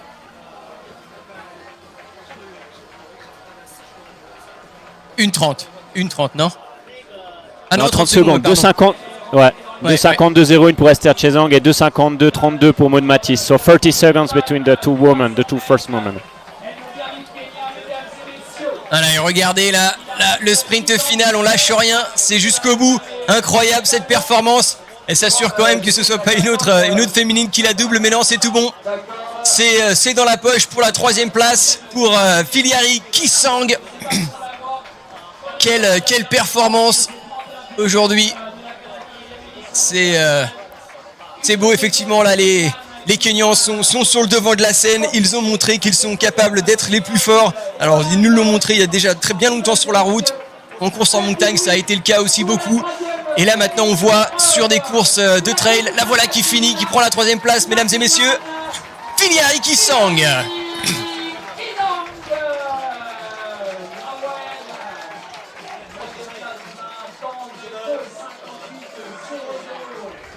Et les voilà qui se congratulaient.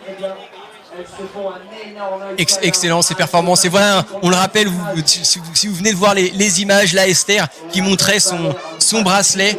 Si vous avez manqué ça pendant le live, et bien effectivement c'est une histoire qui est assez émouvante, hein, finalement, parce qu'elle a réussi à venir ici et couvrir les frais de déplacement et voilà, de déplacement généralement, parce que à ce niveau-là, l'organisation fait toujours un effort pour inviter les coureurs, pour leur donner des dossards et puis pour les logements. En revanche, voilà, elle a dû financer quand même son déplacement, et en fait, elle a vendu ses petits bracelets pour pouvoir financer sa venue ici. Donc, on se rend compte quand même que c'est pas toujours facile pour ces Kenyans, mais en tout cas, eh bien, c'est génial qu'elle ait pu arriver jusque-là, et je pense que il devrait plus y avoir de problème pour elle. Pour financer ses déplacements, étant donné la performance qu'elle a accomplie aujourd'hui. Et je crois que je suis à l'écran. Et pour compléter, ton histoire, Martin, pour compléter ton histoire, donc en fait, son mari qui n'a pas pu se rendre avec elle en raison d'une erreur à l'ambassade. Donc Esther Chezang a voyagé seule. C'est une magnifique histoire, et donc elle remporte cette 49e édition de Sierre Zinal. Avec franchement beaucoup d'émotions, et la foule ici qui s'est vraiment amassée. Il y a une magnifique ambiance.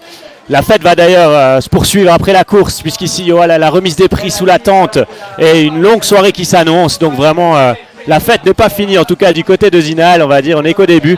On aura la chance ensuite de voir défiler tous ces coureurs, les top 10 notamment lors de la remise des prix. C'est toujours aussi un bon moment, avec ensuite des concerts et de la musique pour terminer en beauté cette édition. Absolument, vous serez là jusqu'au bout, bien évidemment. En tout cas, nous, on continue d'être là, hein, aucun souci à avoir. On va couvrir le top, on a couvert le top 10 des hommes et bien évidemment, ça continue. On couvre évidemment le top 10 avec les femmes, donc on va continuer d'attendre toutes ces compétitrices que tu as listées tout à l'heure. Aujourd'hui, là, on en est au top 3 et voilà, peut-être non, je dis une bêtise, le top 10. Donc, qui est-ce que tu avais ensuite, si on commence à essayer d'anticiper un peu les prochaines féminines qui vont passer cette ligne d'arrivée?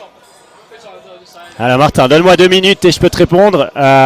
Au passage à Barneza, dans le top 10, on avait donc après Kizong, on avait Omosa en 4e position, Kowalczyk en 5e, McCormack en 6e, Jeb Kosgei 7e, Lucie Mourigi 8e, Scholl 9e et Gilles en 10e place. Donc théoriquement, la prochaine, c'est Theresia Kwamboka Omosa. Ok, alors j'essaye de me souvenir un peu de tout ça, parce que c'est vrai qu'on a, qu'elle est quand même certaines informations. Elle est quand même passée avec plus de 4 minutes de retard à Barneza. Voilà, elle arrive, Theresia Kwamboka. Et là voilà, Theresia Omosa. Superbe 4e place. Juste au-dessus des 3 heures. Je me souviens en 2020, Anaïs Sabrier était passée sous les 3 heures et c'était, je crois que c'était suffisant pour une 3e place. Donc c'était aller un tout petit peu plus vite. À ce moment-là, c'était d'ailleurs là où bien évidemment Maud Matisse avait établi un nouveau record sur l'épreuve. C'est vrai qu'on est parti sur des chronos de record. Hein. Vas-y. C'était des temps de passage assez incroyables à Tinusa et encore au Weisshorn. Et finalement, la deuxième partie de course était quand même un petit peu plus compliquée. Je pense que le rythme était vraiment presque trop élevé en début de course. Avec la chaleur, évidemment, je pense que c'était pour eux difficile de tenir cette cadence jusqu'au bout. Mais vraiment, on a eu notre lot d'émotions aujourd'hui, ça c'est certain. Ah ouais, absolument, ça a été fantastique cette course. Quel plaisir de voir ces retournements, de dire bon, on était habitué à des coureurs aux avant-postes, Maud Matisse, Kylian Jornet, et puis là on voit que les choses changent, les choses évoluent un petit peu et que on a des teams maintenant de Kenyans qui sont là pour challenger le status quo. Et là sur les images, voilà notre ami Albert Jorquera qui nous a grandement aidé pendant toute la course. À faire les commentaires sur YouTube en espagnol et nous envoyer sur les différents groupes WhatsApp, parce qu'il faut que vous réalisiez un petit peu comment on arrive à gérer ce live. On a un écran où on voit les images de la course, on a un écran où on a la liste des coureurs, on a un écran où on a des groupes WhatsApp qui nous permettent d'avoir des retours directement du terrain, et on essaye d'avoir aussi un écran avec justement vos commentaires sur YouTube pour essayer d'y répondre. Donc vous voyez, on essaie de jongler entre tout et on se répartit un peu toutes les informations. C'est pour ça que Julien a été le master des chiffres, des classements et des écarts. Et pendant que j'essayais de passer un peu plus de temps à échanger avec les commentaires qui se passaient sur YouTube. Voilà, c'est un peu comme merci ça. Merci aussi à Mika et Floris, justement trop sur WhatsApp. Parce que pour les commentaires qui nous ont beaucoup aidés, des informations, des histoires, ça n'a pas toujours été très sérieux sur ce groupe, mais quand même c'était pratique comme information. Voilà, effectivement, il y a toujours deux trois blagues qui sortent, parce que c'est vrai que c'est une grosse équipe. On travaille tous ensemble sur quasiment toutes les épreuves du Golden Trail World Series, ainsi que sur d'autres épreuves. Donc il y a une grosse équipe pour vous offrir ce live, et c'est toujours un plaisir en tout cas de le faire pour vous. De vous offrir ces images, de vous offrir ces histoires, un petit peu les histoires de behind the scenes, comme on dit, et de continuer à vous offrir ces images, en tout cas aujourd'hui, jusqu'à la 10e femme. Et là, on va avoir encore du beau monde qui arrive. Là, c'est Sarah.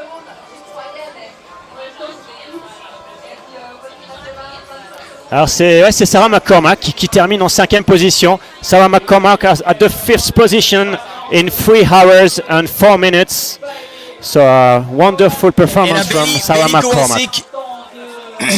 Sarah just ahead and Bailey Kowalczyk qui ont fini avec la grimace. She's finishing, making faces, but she can be extremely proud. What a race! What an incredible performance from the American runner. And so I want to again apologize to Sarah for placing her in the UK. She is Irish, and so hopefully she doesn't kick my ass next time she sees me. And then Bailey here on the ground trying to hydrate. It was a really hot day out there, and it looks like she needed to rehydrate. You can see almost like people everywhere on the floor. That final downhill is very, very hard on the body, on the legs. You just have to keep going, keep moving. But again, amazing performance. Bailey Kowalczyk here in 6th position, right? Exactly. Bailey Kowalczyk is at the 6th position in 3 hours, 4 minutes and 48 seconds. Excellent, excellent.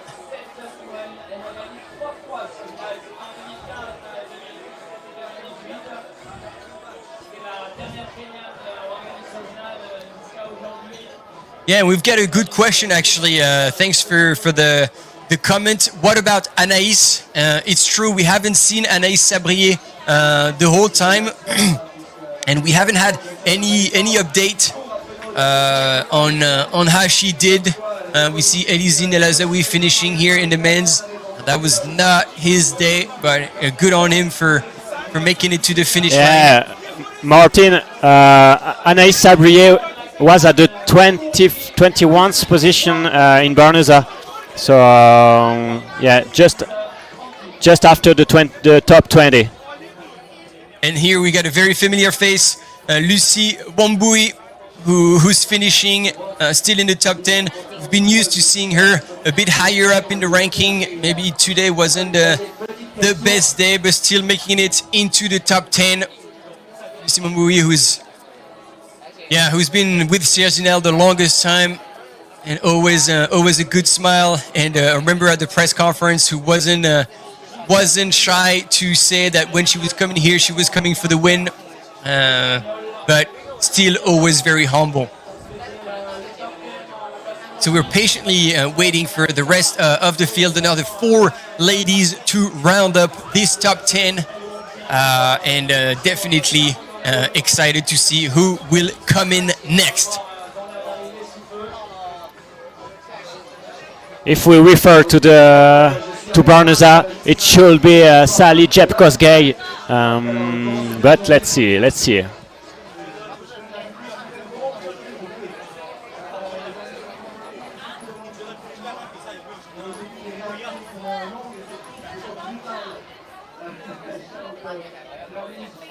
And there we go, Nuria Gilles. So she's moved up again because she was 10th last time we had an update coming from Spain. And Sarah Alonso, another Spanish runner, coming in and finishing. So I believe she will be in 8th position. Whoa, look at her.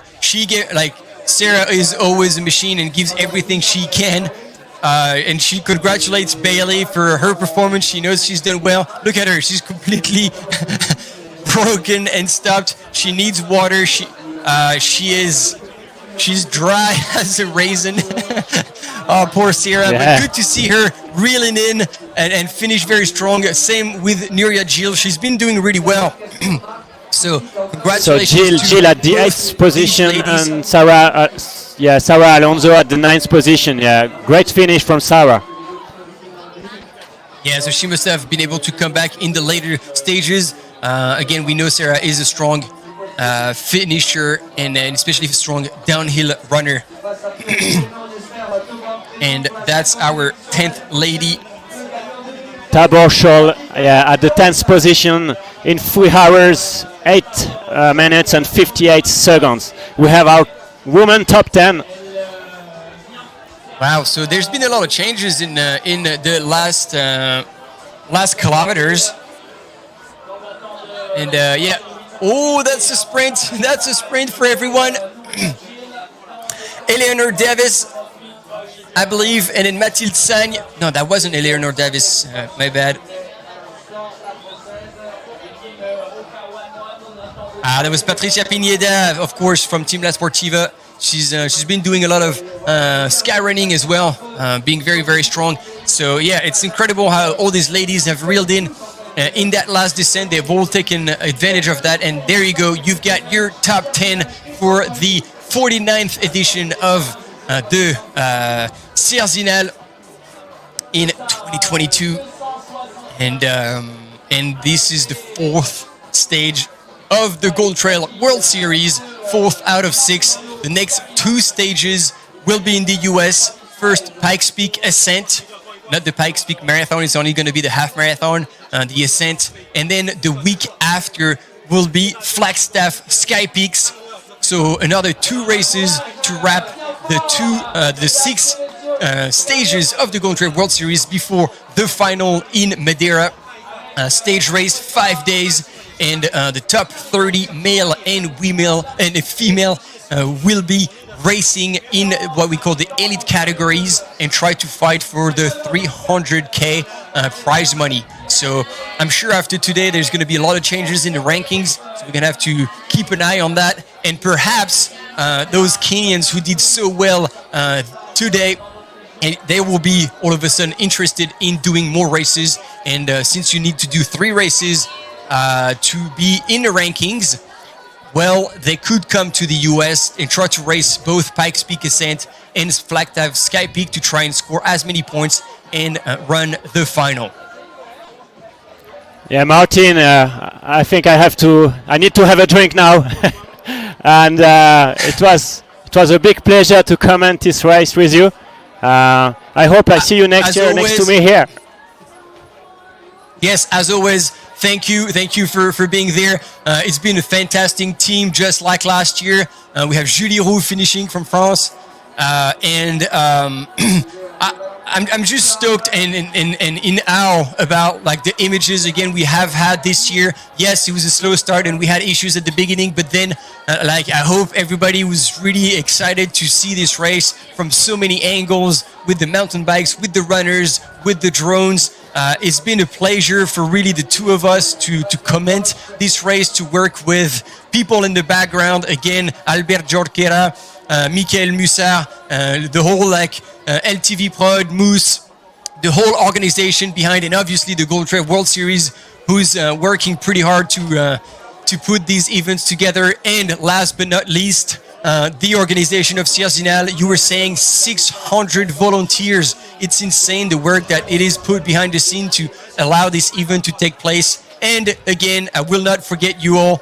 Thank you all the people who watched the live, who were on the side of the trail cheering on the runners.